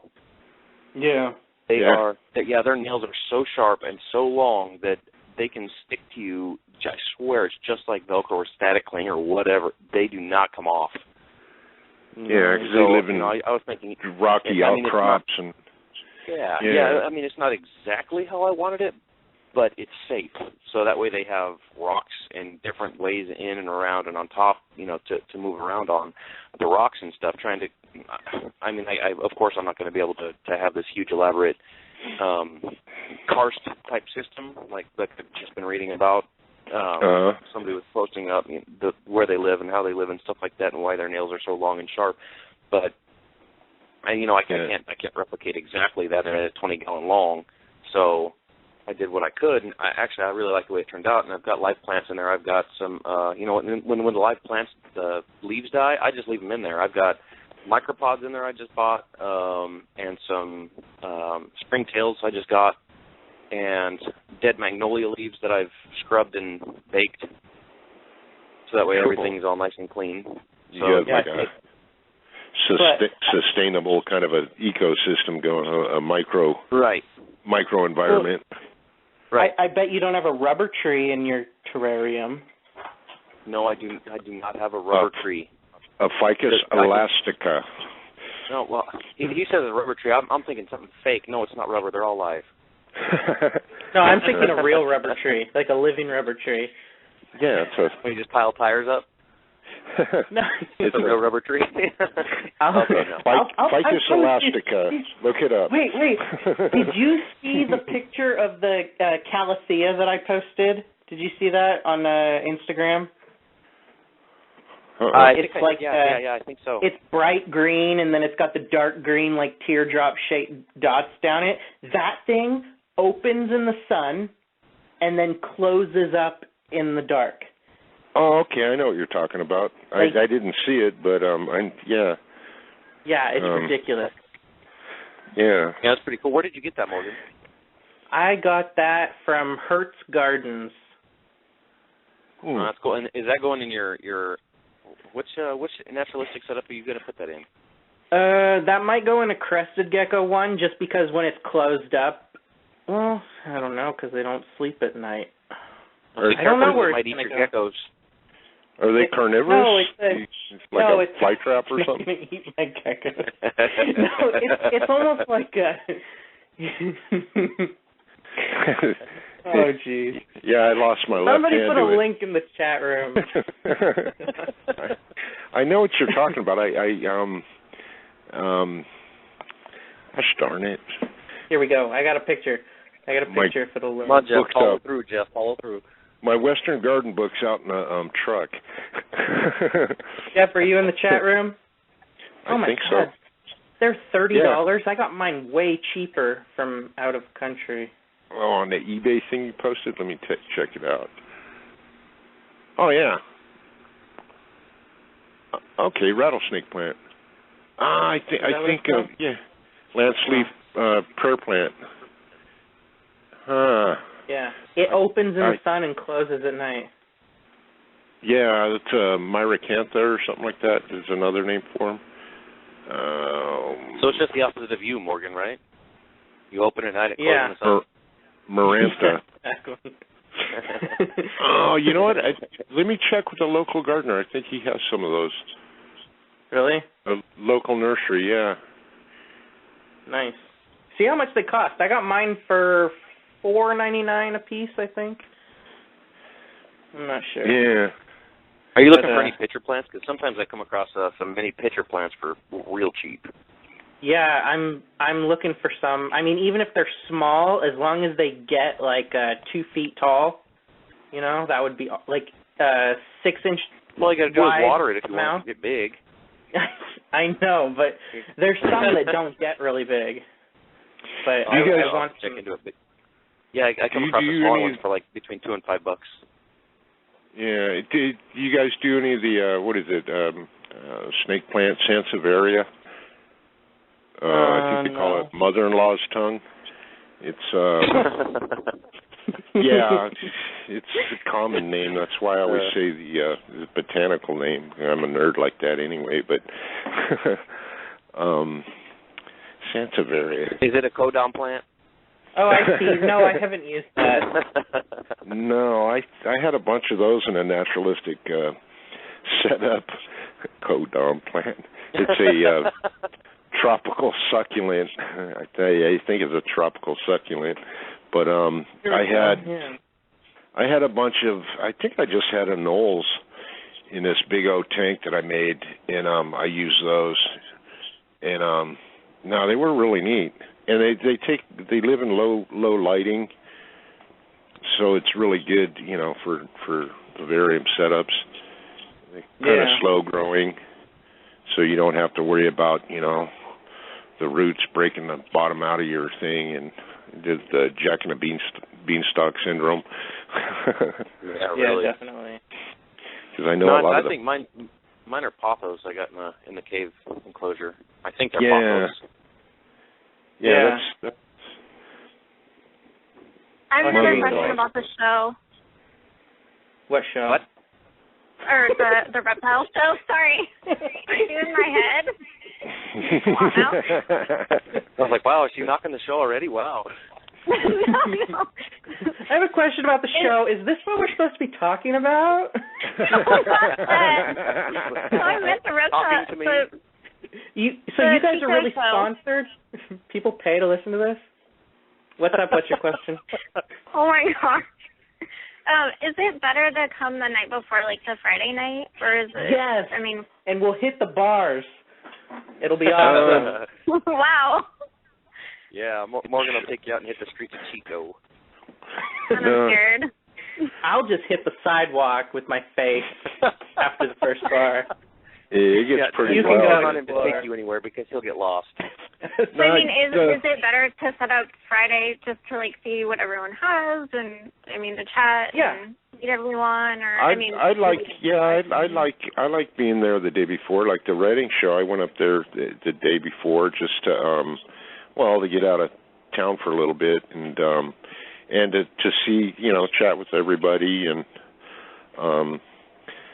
meet everybody and put a face with the voice. Yeah. Okay. It's fun to meet people. I mean, that's another thing is I really think that, like I told Bruce, I'm going to make a point to go introduce myself to vendors because I didn't even realize who they were until they started posting on Facebook the next week. Yeah. I didn't, and then I was like, oh my God, I know who that is. And it's like Cherished Geckos she's my friend on Facebook, but I had no idea. It didn't like snap in my head. Yeah. Yeah, okay. and her and her husband, real nice people. Yeah, she had some cool looking cresties, and I think she had a couple of leopard geckos too there. But real nice people. I know. I come home from the Reading show, and I don't know, somebody messaged me, "Hey, it was nice to meet you." And I went, "What? Who? What?" And then I looked, and it's like, "Oh God, I feel like an idiot." Jeff was really standoffish and didn't really talk to me. He talks to me all the time on Facebook. He kind of ignored me at the show. You don't, like people for their profile picture, they have, like a picture of a dog or a plant or a gecko or something. Thanks. And, you talk to them. Oh, I'm sorry. That's Sam, I'm just like... it's okay, Sam. I don't have pictures on Facebook either, so... No, he has a video of himself now. That's you did for the Reading show, huh? Yeah, I put a video of myself. I know I know it. It was like the unveiling. I know. I'd seen Morgan for the first time. I don't know. We'd been talking. We'd do the radio show and everything else, and then I seen you in the parking lot at the Reading show, and it's, "Hey, you guys get something to eat yet?" And it's like, "Oh, hey, you're Morgan." I took a chance on that because I knew you were with your daughter, and I knew you were out walking around, so I just thought, well, screw it. If this isn't Jeff, I'll just say I'm drunk and I was looking through my room. We were the only two people out there. It was like 300 degrees or something. It was like, what was it, 109 when we got in the car? It was crazy. Yeah. No, it was crazy hot. We were out there wandering around looking hungry. When I got there, Morgan says, "Okay, I'll come out and meet you at the car," and I'm pulling up. I'm parking, getting out, and I'm thinking, why the hell are these two guys coming over here? What's going on? It was Morgan and Josh. Not having seen any pictures or anything. You're thinking, is this going to be a conversation? We should have ski masks. Oh my God! I'd have called Morgan. Morgan, you gonna meet me out here, bro? My phone would have rang, so you would have known it was me. Exactly. It was great. Yeah, that was another thing that was really weird. Was like, I talked to Jeremy all the time on Facebook, but then like agreeing to share a hotel room with a stranger, that was weird. But I'm still alive, everybody, and I'm not like in the trunk of a car or dumped in a ditch. So that was positive. You got and same here. Yeah. And I still have all my geckos. Yeah. Yeah, right. You didn't wake up in the morning with everything gone. Everything gone. Yeah. Because I think I fell asleep mid-conversation, for crying out loud.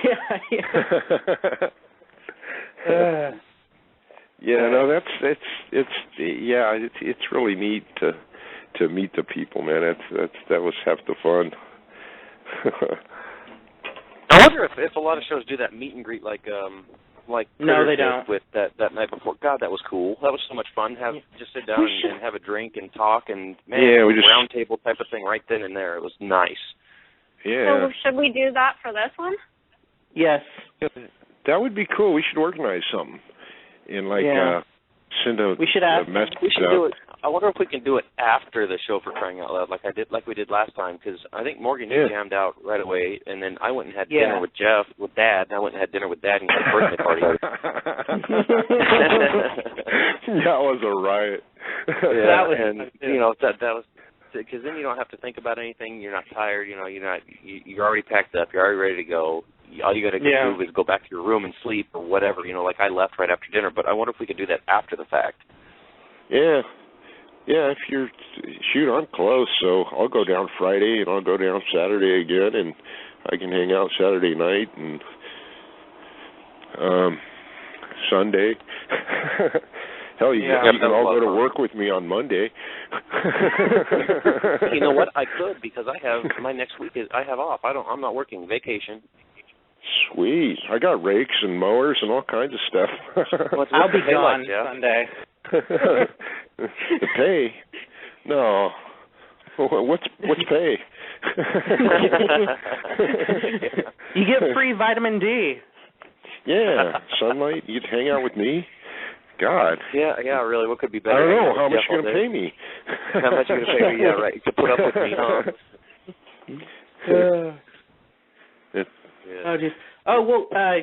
If you guys want to listen to the after show, you need to call 1-646-716-5403, and I would like to thank our generous sponsors: Luxurious Leopards, Lilith Leo Lovables, SC Geckos, the Reptile Report Marketplace, Holly's Homebird Reptiles, Happy Gecko Sticky Situation, and Top Notch Leopard Geckos. So you have 9 minutes to call 1-646-716-5403. Hit 1 to talk to the host, or it'll kick you out. And don't worry, because I will probably not pick you up. Yeah. Yeah. And who's got the volume on their computer? Because I can hear myself in the background. I don't. You're just too cool. That's why, Morgan. Oh. Sam, is that you? It's just echoing in my head. No. Way too much Kahlua and Smirnoff. That's probably what it is. What it is. That's right, huh? Sorry, we had to drop Pinnacle as a sponsor because, they were not impressed with being a sponsor of a show about geckos. Everybody, so what? That really? Your tab was like $500 or something.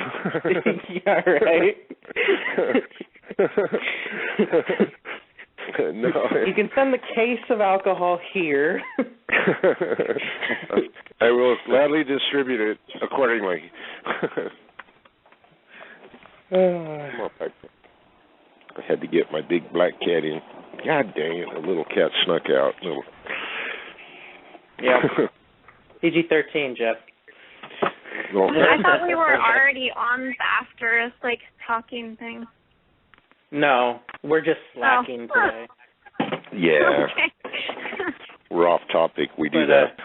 Yeah, and you want to bring Sharpies and dry erase markers and... Dry erase for what? Stapler.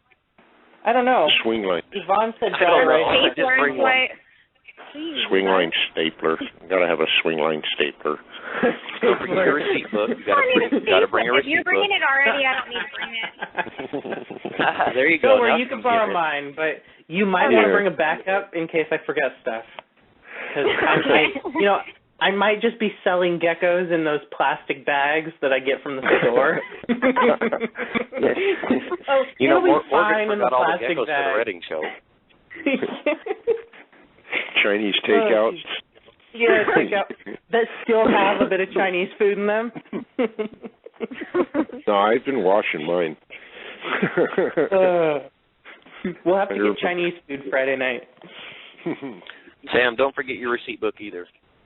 Yes. Yeah. Receipt. Oh, yeah, that's another thing that I was going to ask about is I was going to do the PayPal swipe. But I didn't know if I should go with Square or if I should go with PayPal since we already have a PayPal account. PayPal, so that you don't, because if you do Square, you have to link it to your PayPal, which is linked to your bank account. So if you just do the PayPal one, it's just your PayPal linked to your bank account. It's right. Yeah. No middleman. Plus, I was thinking people are more, secure with the PayPal. Yeah, it's a familiar name. When they see the PayPal, they're like, oh, okay, I know it's going to be a legitimate thing. Yeah, you don't want anything that's Square or Bank One or some random off name thing. And another thing is you should make out your receipts before you go. Put put your ID numbers on your receipts that are matched to your tubs, so that way you're not having to write out the receipt when you sell it. You know what I mean? That way you can just put that it's sold and then give them the receipt. Maybe don't fill in what the price was in case they're like, oh, well, would you take $20 instead of $25 or whatever? Right. You know, just so you could fill out the price, sign it, and then give it to them. How much cash, not that that's kind of a weird question, hang on. Do you guys do more credit cards than cash? I didn't want to ask how much cash do you do. Sorry. I just do the cash thing. As much cash as I can. That's how much cash I do. It came out wrong. Sorry. You're blushing. I can hear it. Oh, okay, yeah. Yeah. Every time I come on here, I say something completely ridiculous. Okay. It's okay. That's what makes it fun. So do I. Okay. Well, every time I speak, it's that way. Well, that's what I'm afraid of at the show, that it'll come out completely retarded. That you're going to sell them a Pictus that's hep for Xanax? I know I'm going to accidentally say it because I do it all the time. Oh, jeez. This is going to be great. It'll be fun. No, we had a good crowd, man. Thanks. Yeah, Friday. Yeah, if you're down there Friday, I'll message everybody my phone number. Let me know where you're going to be and everything, and I can cruise down there. Don't call I it. was They'll charge you thinking like of going. $50 a minute. What? Don't call the phone number he gives you. It'll charge you $50 a minute. Oh, sorry okay, about I'll that. text you. No, I don't do the text thing.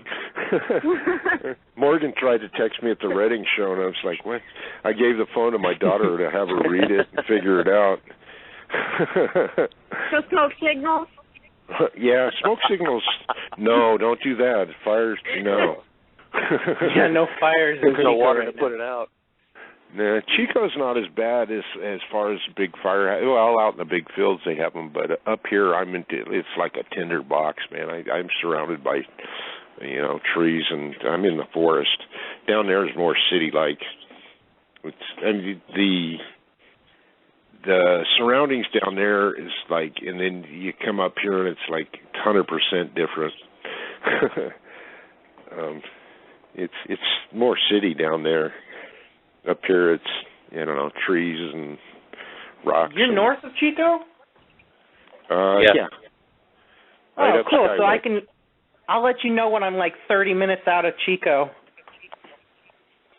Okay. Or whatever. I don't know. I'm going to be getting there early in the morning.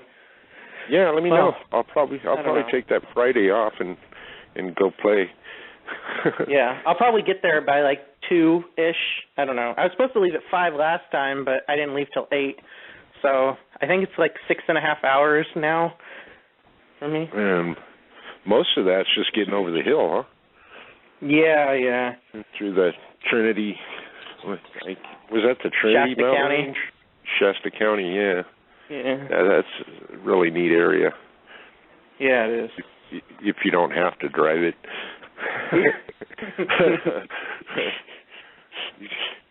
I couldn't imagine living in Eureka and having to drive to Reading every day for work or something.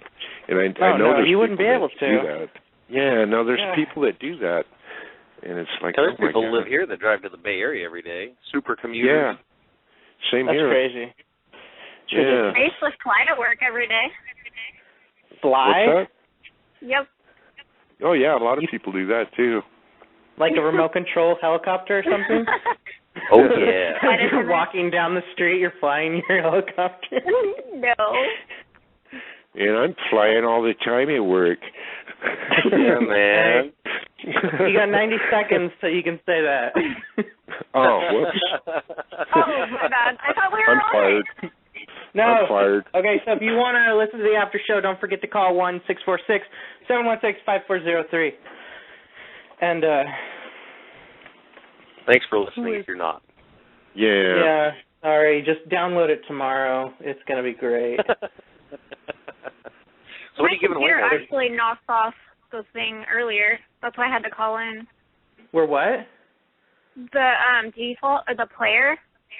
Yeah. It stopped working earlier. That's why I had to call in. Oh, so nobody probably listened to this. Yeah, really. I thought it was influencing her by asking her to call. Well, no, I wanted to call in because I wanted to ask anyway. I just was taking pictures of the Pictus earlier. Oh. So you only want to call in to ask questions. You don't want to call in because, you want to just hang out and talk with us. You just want, everybody wants something. They can't just call everybody to be wants your friend. I'm trying to get Pictus eye pictures.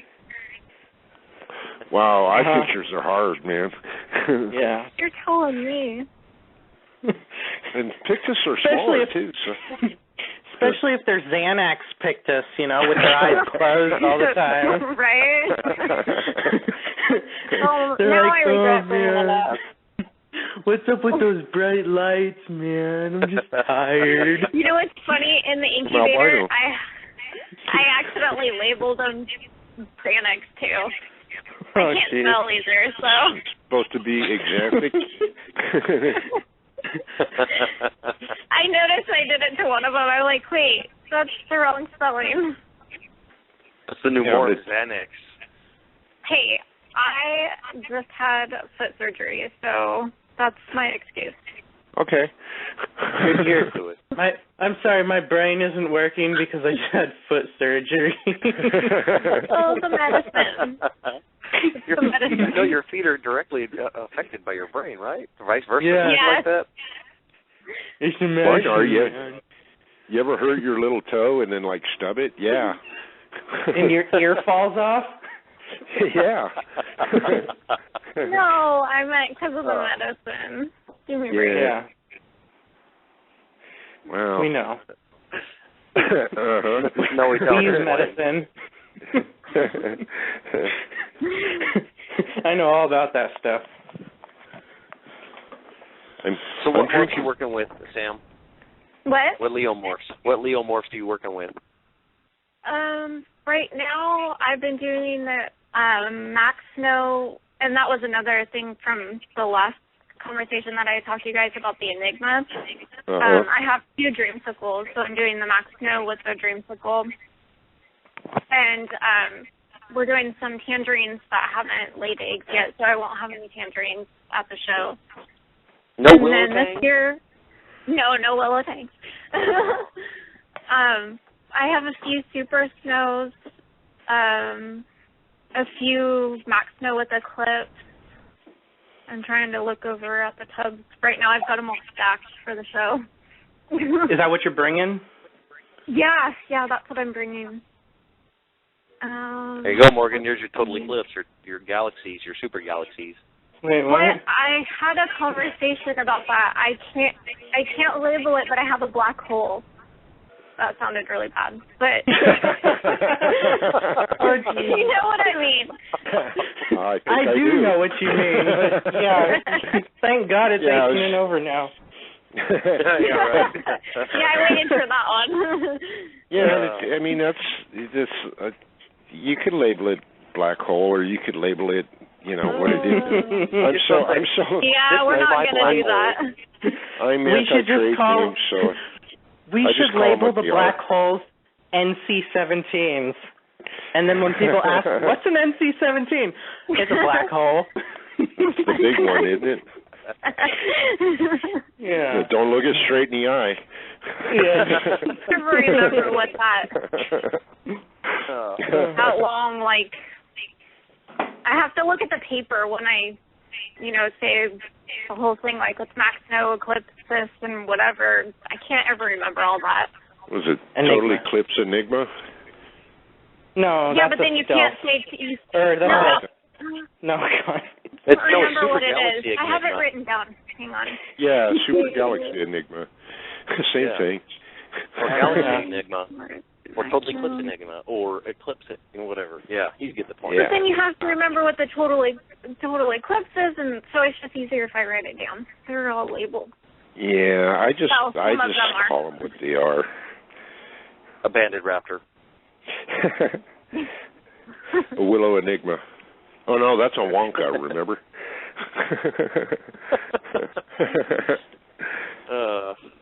I don't know. I've never messed with any of the enigmas. I'm afraid of the enigmas. They scare me. Me too. No, our tangerines are late this year on Lane for some reason. Really, I had a few that were ovulating. I don't know, a few weeks ago, and I just don't have any room, so I didn't pair them up. But yeah, they usually go a lot earlier. Yeah. These I don't know. I had like 4 of them that I'll just breed them next year, but or not. I don't know. But they're real dark red ones too that I kind of wanted to work into some of the stuff, but I you only have so much room. Right. I just thought it was interesting. Like, they're all in the same kind of, like, temperature range. So I found it interesting that all my tangerines didn't start ovulating until about a month ago. Yeah. And then the rest, like, because I have Max No patternless and Murphy patternless and my regular Max No's, they all are done with their eggs and laying and. Yeah. No, I would see that just the other way. The tangs that are ovulating right now, that means an early season for me. Oh, but last year everyone was at the same, like, everyone laid the same. It's just completely weird that it's like that. So it's early, not late. That's the way I would see it, because it's early, because you think about it, they're ovulating now. They'll be laying eggs, and in December, January, you're going to be hatching stuff out. Oh. Yeah, I think a lot of it has to do with when they cycle is what their hatch date was. I've noticed on some stuff. That's interesting. It's about 9-10 months on some of them, and then again, like 18 months, they start. They do it again. That's kind of what I've noticed on. And there's no set rule. They do what they want, but that's kind of what I've noticed on stuff. Every year I've had it. It's like February, March. They all start right in between then, and this year's just been completely different. Huh. It could be because we moved too. So. Yeah, any kind of changes surrounding and environment, light coming in the window, temperatures, humidity, ventilation. But they had already started laying before we moved, so that was kind of weird that they didn't all. I don't know. Yeah, they didn't. They all kind of sync up. Yeah. And I know a lot of them, they'll do that. But hey, I noticed these 2. I don't know, 2 of them last year. They started real early, because I went through the records and I go, why haven't they, why aren't they cycling yet? And then I don't know, a month ago or 3 weeks or something, I noticed they were going off, and I was like, dang, now I'm out of room. But have some extras for next year. Like I need extras. You need extras. I feel like my room is taken over by tubs because I ran out of room. Yeah. I got to clear another closet shelf and run some heat tape on there for temporaries. So I still have room. Oh, sorry. Go ahead.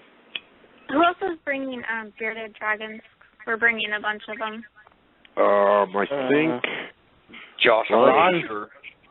Josh. Yeah, Ron. That other, God, the one that's out by the airport that. What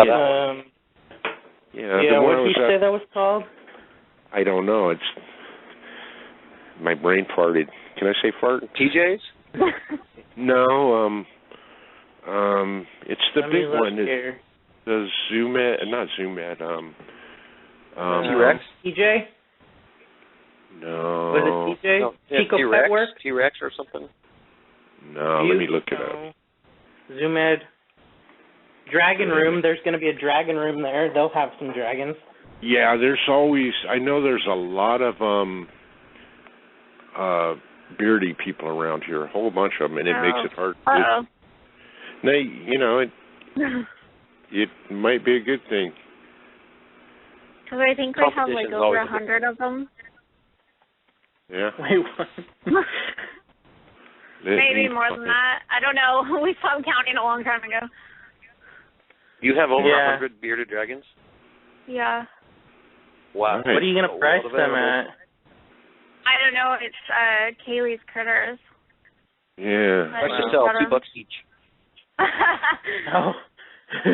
A lot. I know that he has like a lot of translucents and citrus slicers. Yeah, see, you might have some other, morphs that the other people don't have, or, someone might like yours better, or, shoot, I'd bring them. The pattern, size, it could be a whole bunch of different things. Yeah. Okay. And, how you present them, or, I wouldn't be afraid to bring anything, you know. Just bring what you got, because they might remember you more than the other people for some reason or another. It's Yeah, smile a lot. Okay. And be happy so that they're not like, oh, my God, she was, like, really dry and just didn't want to talk about anything. She just wanted my $15 for the dragon and then kicked me out of the table. Yeah, she never looked at me or nothing. I would never do that. She looked at my hand for money. That's it. She just wanted my money. No eye contact. I do have a job. Like, I wouldn't do something like that. I'm gonna go take a shower now. Yeah. Now you go grab a cheeseburger. They added Kay's Reptiles to the vendors. Yeah, and I don't recognize. I was just looking at that. We'll sell geckos for food. Kay's Reptiles. Oh, it's an actual. It's just again. So did they do it again? Or? Probably. They probably heard our show and were like, "Oh my God, I need to vend at that." Yeah. If you look at their Facebook, people post on it, "Hey, are you a real person talking to me?" Well, I'm fake. I know, right? Well, some people just have like a Facebook. They have an actual profile for their reptile business, and I hate that. Oh, you mean like me? Yes, and I would rather that I'd rather they have like a real person profile and then like a page for their business. So you know who you are. I thought Jeremy's name was Jagged. I knew too. For a long time. What is your name, by the way? Since we've been chatting. Jeremy. Who? That was the Jagged Reptile. Sorry, I guess I should have messaged you. Are you listening to the show? You're on Late Night Leo. Did you know that? We know who I don't you know. are. I think I've had too much Xanax. Well, now we know where those geckos got the name. Yeah. I had too much Xanthix. Yeah. I'm all hypoed out. No, Jagged Edge, his name is Jeremy. Okay. I thought that's who I was talking. Who is all on here, by the way? Jeremy from Jagged Edge Reptiles, Jeff Scott from Magalia Gecko Project, and Morgan Beebe with Late Night Leos and Thor Gecko. Yay! You can pronounce my last name. We had this discussion, man. I don't forget a name. Yeah. That's good. Lots of people forget how to pronounce my last name. The BB gun. Yeah, just think of 2 B's. Yeah. And who are you, Sam? Are you Sam? Sam the blog. Yes. What? Who am I? Sam the blog. You're the blog. Because you don't have a business name, right? Or a hobbyist name. Am I supposed to? No, she doesn't. She doesn't. So she's using her. You could be cool like me, and that is your name. Jagged. Samandra, but yeah. Samandra? Cool. Yes. That's an interesting twist. Yeah, that's a twist to the story. But everyone butchers my name, so I just put Sam. It's way easier. Yeah. 'Cause What's your name? Samandra. Samandra. Okay. No, I'm sorry. I was trying to hear and it was breaking up. We say things 5 times on this show because we've all had too many we know what we're talking about. Yeah. What? I heard 3 different things. That's okay. That happens to me when I'm just sitting here all alone. I hear like 5 different things. Oh my god. Whoa. That's what he takes an Xanthic. Val wants to come on the air. Do we want to take Val? I don't know. Do we want to take Val? Yes. If she promises. I think I'm all out of Val. We have a couple. Can you spot me some Val? Is she going to behave? All right. Val, you're on the air, but you cannot say the F word over and over again like last time. Hello. I didn't say it at all. I know, huh? She was being good. Oh, yeah, we bleeped it out. That's right. Yep, every time.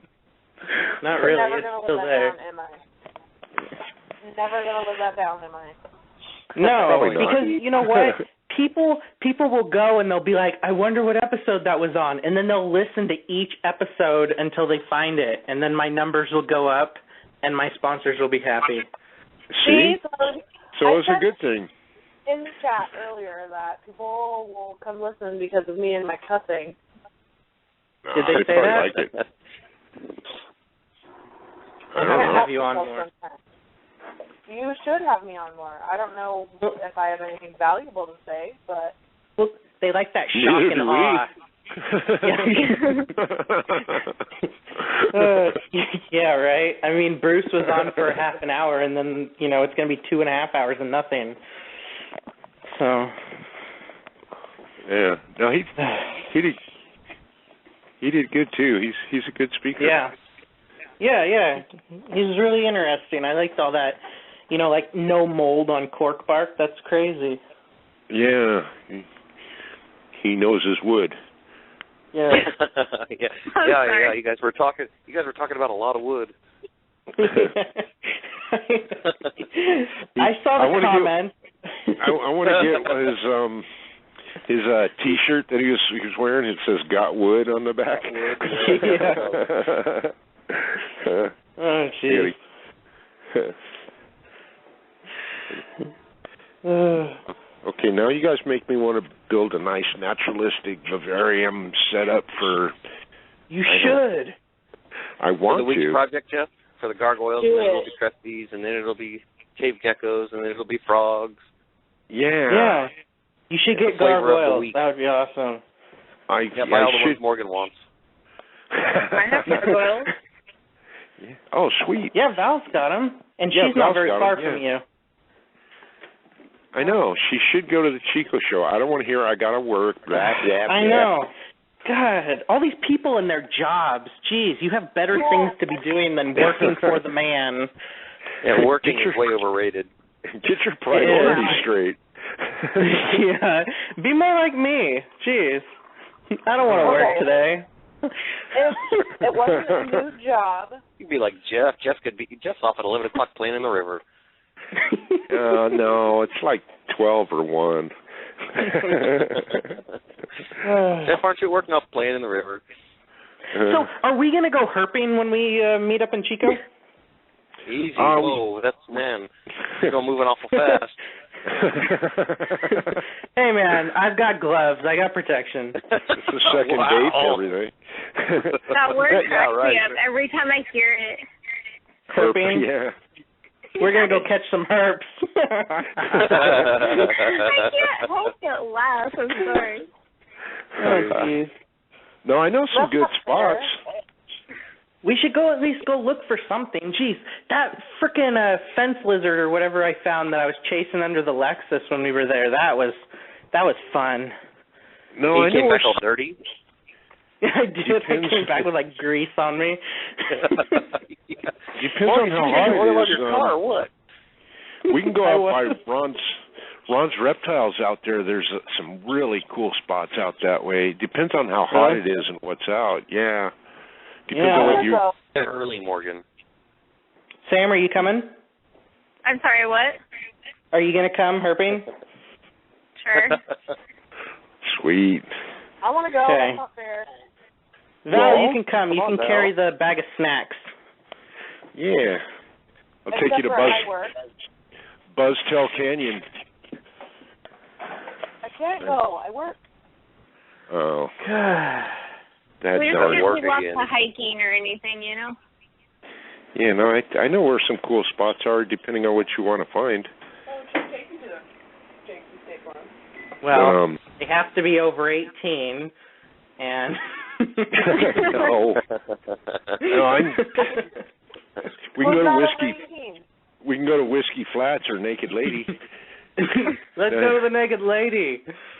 And no, it's Morgan will never go back home. It's a carving in a rock of a naked lady. Oh, that's awesome. Yeah, and there's all kinds of there's garter snakes, rattlesnakes, salamanders, alligator lizards, these other whiptail looking things, blue-tailed skinks, frogs. Any horned lizards? No, we don't. I've never seen a horned toad up here. No horned lizards. Have to go. What? Who is that? Is that somebody in the background? It's a pizza guy. Pizza guy in the back yelling Mexico or something. Yeah, Mexico. There's some cool spots down towards Mexico, but that's like a long drive from here. It's like 12 hours or something. That's a long time from me. Anzo Borrego out there's got there's some real cool spots out that way. I used to go herping out there all the time.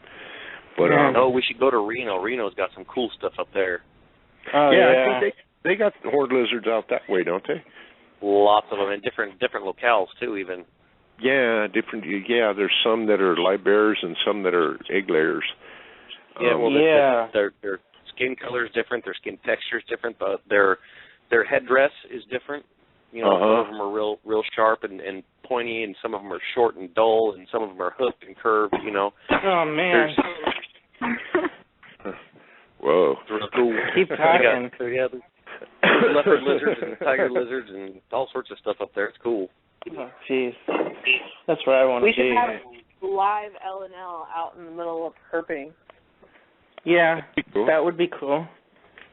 But I don't know. I kept losing the phone at the show, so. Yeah. Do you get pretty good reception at I do down at Whiskey Flats and a place they call Naked Lady here. I get cell phone reception. I get better reception there than I do in my own house sometimes. Wow.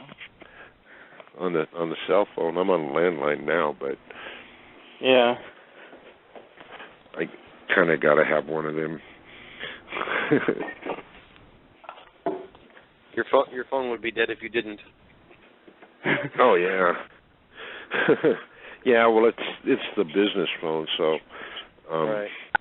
Believe me, I've wanted to drop the landline for a long time, but it's kind of how I keep the lights on and stuff.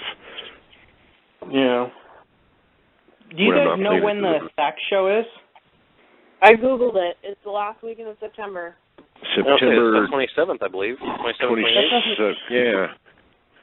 Yeah. 27th. Is there another? Oh, and it can't be the. And by the way, let me go ahead, Jeremy. No, well, you're trying to talk. Maybe I can interrupt you some more. Well, just like Jeff. Yeah, it's 27-28. Yeah. Nice. Yeah. So we got. If Morgan, when are you going to come down for that? Are you going to go Saturday and Sunday, or just Saturday, or just Sunday, or what? I will probably not have anything for the Sacramento show because I have a big thing that I do in October with the rest of my geckos for the year. So. What are you doing in October? Selling my geckos. Top secret. Selling them in October? Yeah. It's a lot cooler to ship. so I can ship them a whole lot easier. Yeah. Right. But no, I'm just saying just to come down and walk around. Oh, I will be there for. Where is it? Is it near Citrus Heights?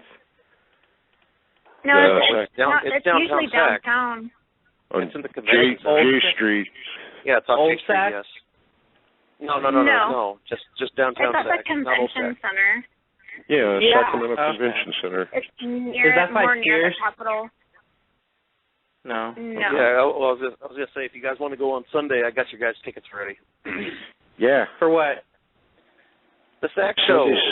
I got Oh. Jeff and Morgan. I got you guys tickets The already. strip show, Morgan. What do you think we're talking about? Yeah. Yeah, I there will we go, Val. I will probably stay Friday, Saturday, and Sunday night if everything works out. I usually go Sunday. On Saturday is just it's shoulder to shoulder, and I do not like people I don't know touching me. Oh, I'm going I on hate people. Sunday. I won't touch you. Yeah, Yeah, it's suffocating in there on Saturday. Forget it. Yeah. Jeff, Yeah. did you say you were going on Sunday? Yeah, I'm gonna go on Sunday too. Also. Okay. All right, I got Sunday your tickets. too. Got your tickets, guys. Yeah. All right. Yay. My Val treat. and My Sam, treat. you guys are going? Yes. Yeah, I just said. Every I'm year I going. go there, it's more packed, and I've always gone on Saturdays. Yeah. Saturday I will not go on Saturday. Yeah. Yeah. I usually go the last couple hours on Sunday. That's Yeah. what I You did go last time.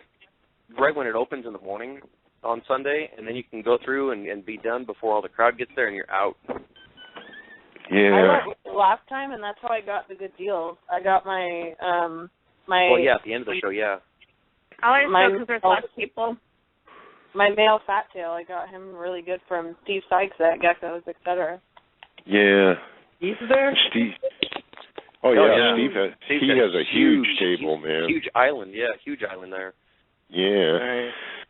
Yeah. He's got really nice. Really nice Now. Quit copying my You're on the yeah. air, Joe. Yeah. Definitely, yeah. Yeah. Definitely, I'm an excellent herper. I'm an excellent herper. Okay. I have all different kinds of herps. Whoa. I've got Morgan, red be careful, herps. your It's herp's got already chemicals on funny. them. You don't make me like spit my I water have out spicy everywhere. herps.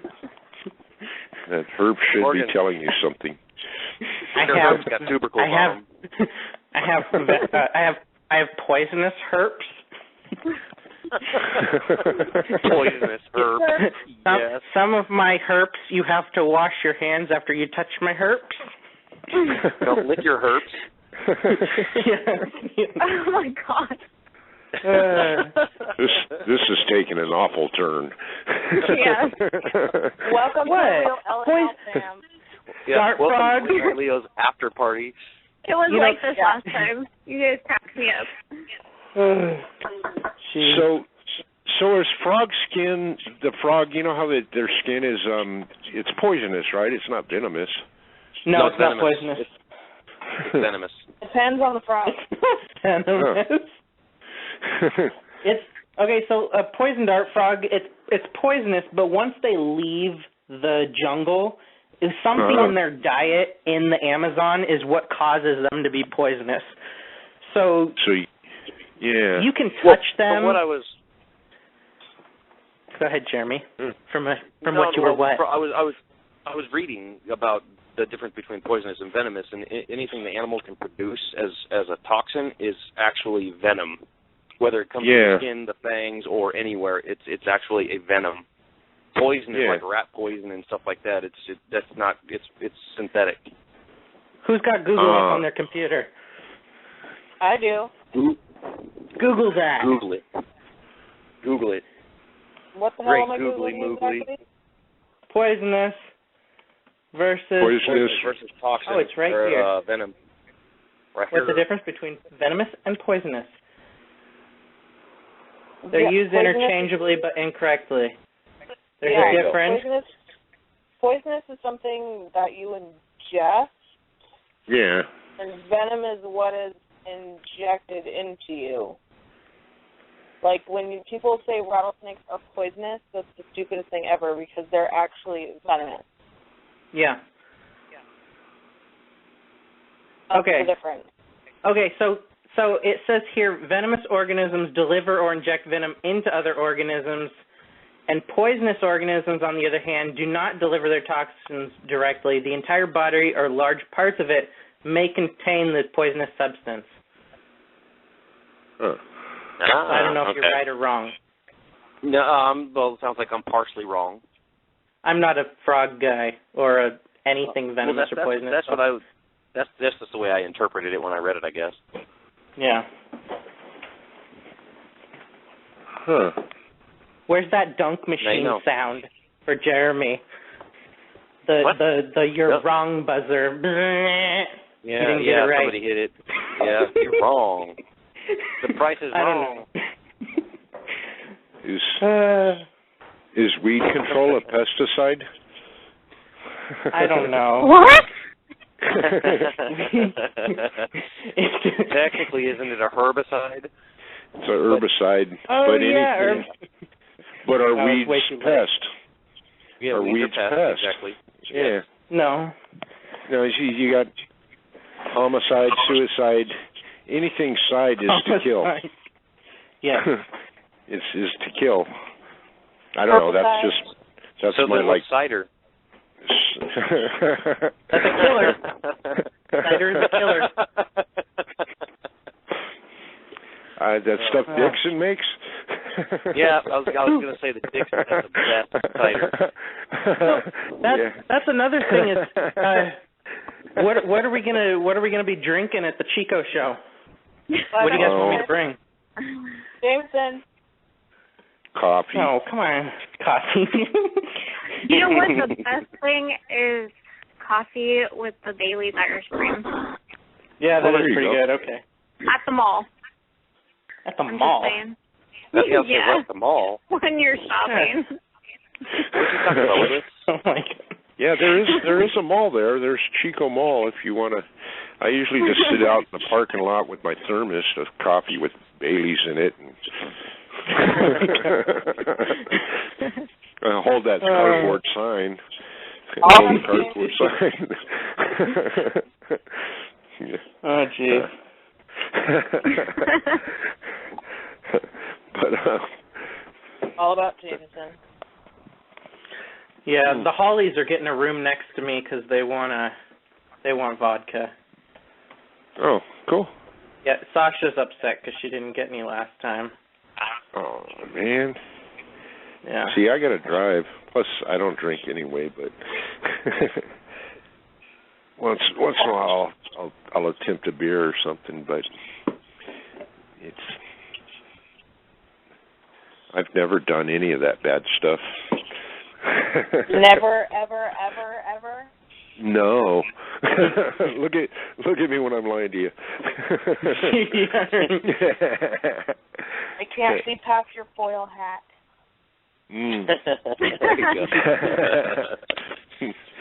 Conspiracy. It's all a conspiracy. That's why I wear that. Nobody can. Foil hat and the banana hammock. Oh. That's where I'll have on. The yam bag will hang out. Oh, my God. Yeah. Oh, my. Sorry, Jeff, I'm telling your secret. About my manberries? Twiggenberries? Oh, my gosh. My chili. It's my chili. So anyway. Anyways, geckos. Anyway, oh, yeah. Geckos, please. I have a gecko question. Okay. Oh. Is this the right show? I don't know. It's actually not sometimes. Not anymore, it's not. Not right now, it's not. Maybe earlier. Okay, what's your question? What weight do you guys typically ship your geckos at? Anything over 3.5 grams. 150 grams. No, 15 to People say 15, but I'm more of a 20 to 25 grams. Right around 20 is good. Yeah, that's just me. I mean, a lot of people say 18. I think 20, 25. Yeah. Depending on the species, some don't get that big. Yeah, it's my super snow babies. I have one that's available and somebody wants him, and he's 16 grams right now, so I wasn't sure if I could ship him now if she wants him now. Yeah, how old are well started and feeding good and all of that. That's kind of the general rule, but they eat amazingly. And I'm actually feeding them right at this very second. Even as we speak, you heard it live on LNL. Yeah. Soldier and Sergeant are eating right now. Soldier and Sergeant. Those are their names. Because they were born on Memorial Day. Ah. That's cute. I do that too. And the other two. Sorry. It's a good way to do it. That's how I know which clutch is which. And then the other two that were just born they were late on the 4th of July, so their names are Screech and Scream. Piccolo Pete and Smokin' Joe. Yeah, exactly. Roman Candle, and I usually just write the hatch dates with a permanent marker on their bins. Well, I don't do that yet. Maybe I will eventually, but I actually just sex them both because I have a loop for all my crested geckos and stuff like that. And the little light one that has the white feet and face, that's a boy, and the other one's a female. Cool. The magic about a loop. They're a week old, and I already know what sex they are. Yeah, I tried that, but when they're so small like that, I don't know. I got big hands too. I'm always afraid I'm going to hurt them. Yeah, I have dainty little hands, so put them in the clear deli cups and look at it from the bottom with my big magnifying glass. I have a loop too, a jeweler's loop. I should try that too. That thing. But I mean, it works for me because I could clearly see the pores on the light one, and I see nothing on the other one. Yeah. So. And this is just for the Leos, though? This is what? This is for the Leos you're talking about? I'm sorry. Yeah, because the loop you usually use for, you can use it to, sex, crested geckos, gargoyle geckos, Saracenorum geckos, some of the other stuff that I have here, even my velvet geckos. But I just wanted to try it to see if it would, because, you can temperature sex and stuff like that for Leos. I mean, not that it's 100% guaranteed, but I was like, I temperature my first 2 super snow hatchlings, I temperature sex them for male. And I know that sometimes they say that the super snows don't really fall into the category of temperature sexing, but I looked at both of them at 2 weeks old, and I could see the pores with the loop. Wow. So, I noticed that with my Max Snows. It's like the others, like the tangerines and stuff. It's easier to get females, at the low temps. But my Max, it doesn't fall true to them. And I know. I thought that too. Yeah. And the only way I was able to get Max Snows to patch all female was to 79.5 to 80 degrees. Yeah.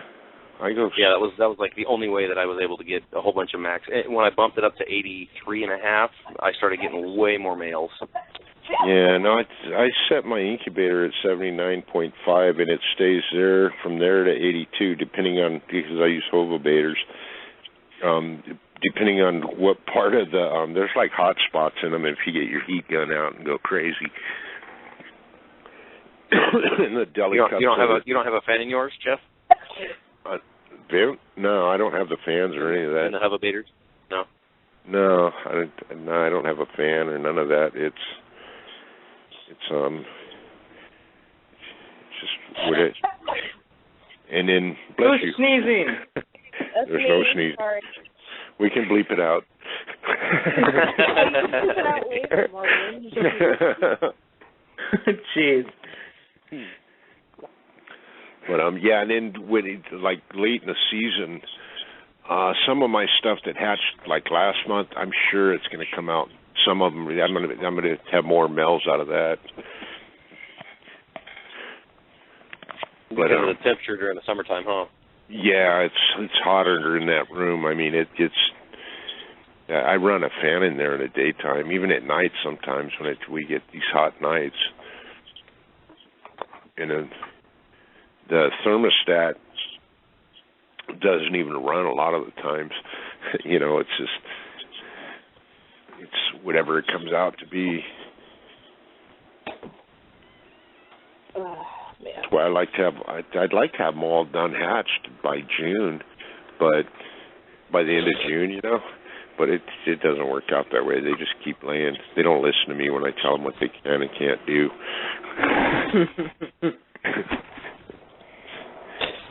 And the eggs, they don't hatch when I tell them to. I wish they did. Why not? You haven't trained them yet? No, I'm working on it. I had a female just lay today. Yeah? Yeah. I had... My hypo tangerine female. Yeah.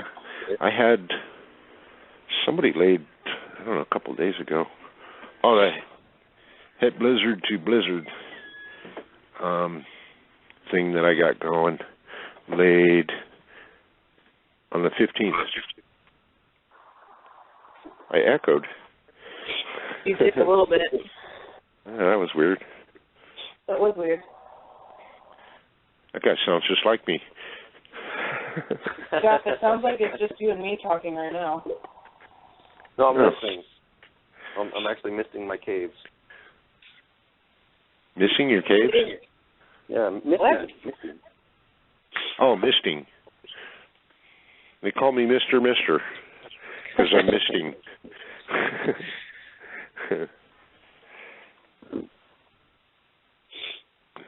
Cricket. I have crickets. They're chirping right now. Yeah, did you hear them? That was my cricket imitation.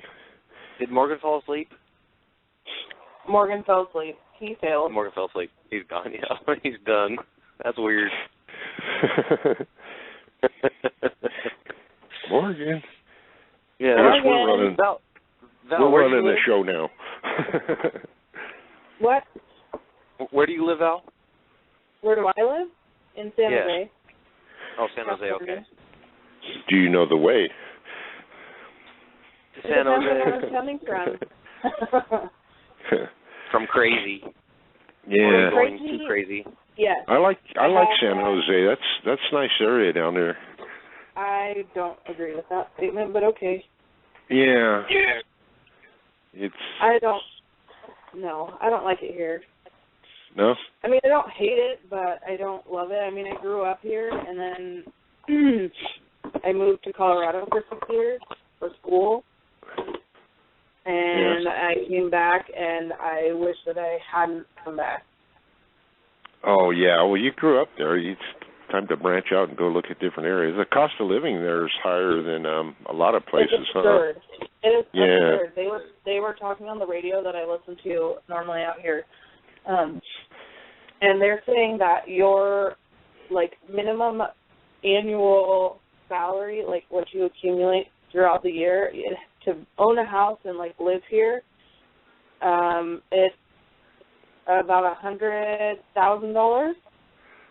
Oh yeah, and that's like mid-range. That's what you make annually.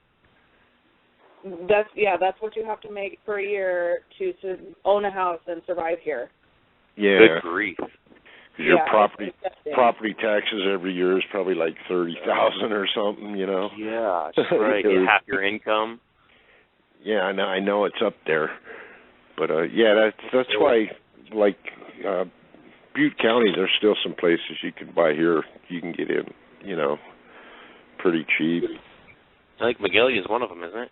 Yeah, Magalia. Paradise, probably. Paradise, parts of Paradise still are affordable. Wait, who's left? Grizzly.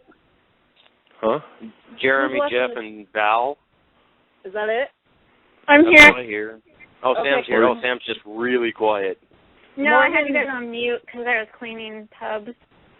Oh, Well, I don't good. put it Well, on mute I guess when I'm Morgan cleaning got tubs. booted from his own show. Morgan got booted from his own show and put me in charge as long as I don't cut. yeah. I just Don't seen cut that. because now Morgan can't bleed it out, okay? I know. Well, I can't help that I have a sailor mouth. You got to drink a lot of rum. Hey, if they can't handle it, they cannot listen. Yeah, well, it's after. It's after party, right? Yeah, we're partying. Woohoo!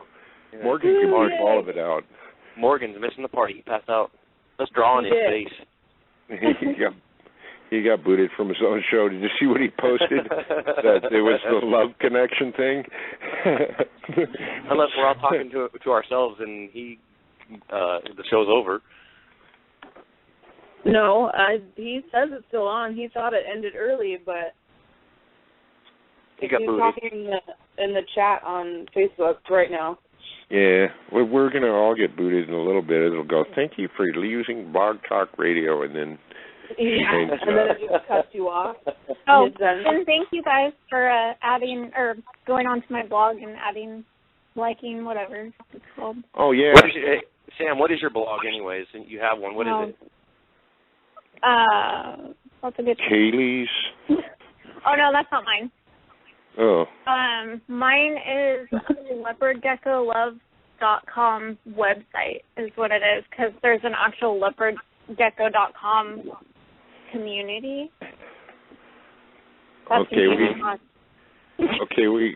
we'd like to thank our sponsors, Luxurious Leopards, Lilith Leo Lovables, SC Geckos, the Reptile Report Marketplace, Holly's Homebred Reptiles, Happy Gecko Sticky Situation, Top Notch Leopard Geckos. I had to say that. Morgan just posted it. Thank you. Yeah, you beat me to it. That Lilith one, man, I get tongue-tied on that. Lilith all Lilith. Thanks, Morgan, for coming on our show. Yeah, thanks. Thanks, Morgan. He says we have 14 minutes left. Maybe. We could talk for 14 more minutes. Well, yeah, it depends on when the British chick will kick us off. Yeah, I could talk for 14 minutes. What do you guys want to talk about? I don't know. What should we talk about? I don't know, this but is Late Night Leos, is it not? Yeah. I have a quick question. Okay. When you're selling the baby geckos at the show, do you guys do it by weight or how old they are, or both for the cutoff date? Like, should they be at least 8 weeks, or so that I'm usually about a month old and 10 grams or more. Yeah, okay, I think the one that I had that was weighed the least was 13 grams that I took to the Reading show. Okay, I'm good. But I like then that was only one of them. The rest were like 15 grams and older, all the way up to year-old ones. But okay. as long as they're healthy, eating good, and all of that, as far as leopard geckos, I don't know about weights on it. All the other stuff. Yeah, me neither. I know some of the weights on some of the other geckos. Again, it's all dependent on it's the same thing, like it depends on how they're eating. Like if they're eating well, like adjusting to their environment well. Usually like the crested geckos you could probably do like maybe around 5 grams. Same thing with the gargoyle geckos. Wow, the Scarus enormous, the same. The velvet geckos, because they're only like 5 grams themselves. They can be a little bit smaller. Yeah, that makes sense. Okay. So is they bright-eyed and fat tails and... Yeah, I haven't sold anything at shows, but I know as far as like what you want, like when you want to sell them, that's when, because I know other people that have sold them and sold at shows as well. Like, I'm really good friends with the guy that owns Gecko Gen.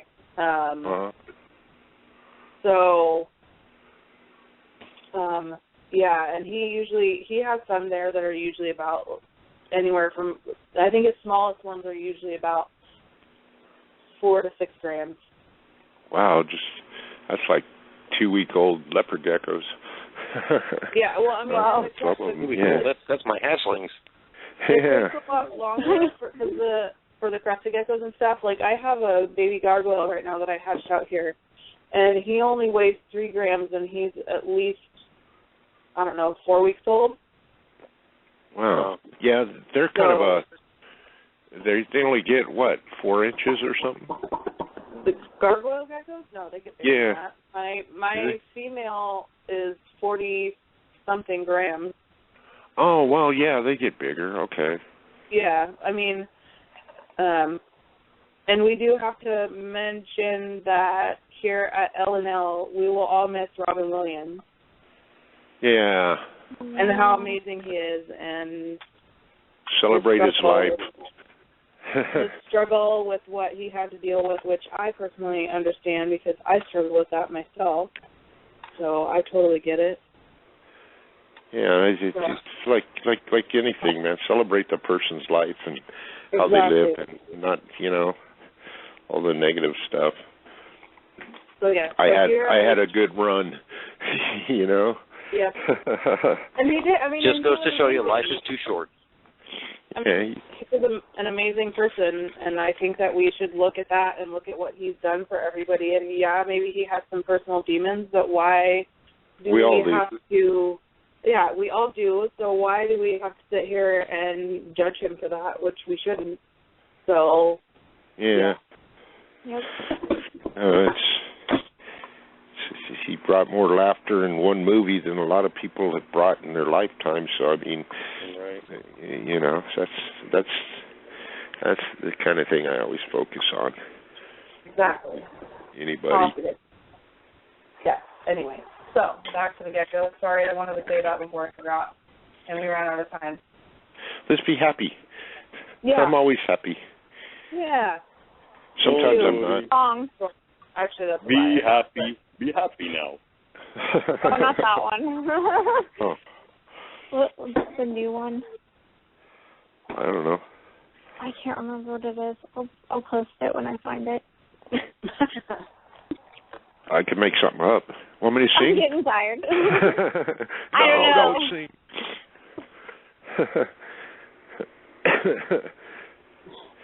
Sing like a one-string banjo. Nah, you don't want to hear me sing. Here, let's try it now. Morgan's back on the line. Morgan, say hi. What's going on? Unmute Is it going to work? Yeah. Yay, Morgan. Would you guys do the party line thing? Yeah, I'm clever. Did you see that picture I posted on my wall? Don't make me go all Morgan Beebe on you. That one. Yeah, no. Yeah. That was great. And I just had that guy yelling at his phone and saying, "Nobody loves you like Morgan Beebe loves you." Let me get on your page there and check it out. I know exactly which one you're talking about. Okay. Okay, I found the song, but it's Pharrell Williams, Happy. Happy? Yeah. We don't look at anything past 1988. Happy, happy, happy. Not crabby, crabby, crabby. Yeah, really. Serious. So are you people like that at the show, like crabby, like that'll fight with you? I didn't. Like about prices and stuff, or anything? We didn't at Reading. I've talked to Josh, and Josh said there's some people that were confrontational at other shows that he's gone to, and probably a bigger venue, and it was about, typically it's over pricing and stuff like that. But I mean, you price your animals what you price them at, and they price them what they think theirs are worth. That's just the way shows go. Yeah. And people are probably going to be confrontational depending on what you have. Either you're selling for too high and they're going to laugh at you, or or you've got 100 bearded dragons. Oh yeah, 100 bearded dragons are going to laugh at you. Why? They're going to. They're not Oh my mine. God, you got so many. You're hoarding. No, there's always someone Those are gonna. just all hatched at the same time. I know that's the thing with beardies. They just they lay like 2 million eggs at one time. Yeah. It's because I've seen. I know people that breed out, and I had a pair. I don't know, a long time ago, and it's like, dang, that's a lot of eggs that come out of that little thing. And then like 2-3 months later, she did it again. It's like, what? Wow. Oh, that was quite a while back. Back then it was just all, I don't know, normals, I guess you'd call them. So with parthenogenic species, do they lay just one egg that's a parth egg, or do they lay a clutch of eggs, like 2 eggs if they're parth? I'm not sure. They like the same amount. They can lay 1 or 2. I know gargoyles are. I actually have a friend of mine that has a possible partho gargoyle egg right now. She laid 2, but only 1 was fertile. And they're usually male, that's right? That's kind of what I was wondering. Yeah. They're usually male. They're usually male. I have no idea. We're going to find out because it hasn't hatched yet. Huh. Or do they have partho babies too? I just don't. I know that it's possible. I don't know what it hatches out at. I could ask because I know some people that know more information about that than I do. And there's like what's the one I'm thinking of? Komodo dragon. No, there's like the grass lizard or something like that. That it's Morning gecko. There's a few of them that do that. But yeah, the Komodo dragon is one of the ones that I really started doing research on it. Well, looking up online. I got the microscope out. Yeah, I do the Google thing. But it's always been in the back of my mind. That's pretty cool. I only need 1. Yeah. A female. Yeah. Yeah. Right. Not gonna get many eggs out of a male. If it changes to female, or if it's like hermaphroditic, then it's not. Yeah. It's both. So. Yeah. Also, you could have reproduce asexually. Yeah. Like earthworms. Yeah, like earthworms or snails or slugs. Yeah. Some fish species actually reproduce asexually. Yeah. I don't know exactly which ones, but I actually remember that in some of my biology classes in college. Geckos do that? Some geckos can? Can they? What? I don't know. That's what I'm asking. I have no idea. I have no. I don't Are we know. talking about the ones the parthenogenic ones that? Yeah. No, not parth, but asexually. Oh, asexual? I think no, I don't think so. I don't. They think just, that's something that splits. It's like like earthworms. Yeah, earthworms and snails. Snails do it too. And then you frogs, down to the. There's frogs that can do that too, right? I think so. Like, yeah, they like. They split. No, there's frogs in Africa, right? That they turn into a male, and then they hold their own sperm, and then turn into a female and lay eggs. Wow, wicked. Huh. I could have been watching a sci-fi movie, but that sounds right. What else? There's giant rabbits the size of like buses too, right? Flemish giants. Yeah. There's the jackalope. The jackalope. Can't feed them after midnight. Don't get them wet. That's like me. I turn into a maniac if you feed me after midnight. Well, just like the swordtail fish in aquariums, they in an all-female environment, the dominant one will turn into a male. Yeah. Really? Yep. Yeah, I think that's what happens with the frogs too, if I recall.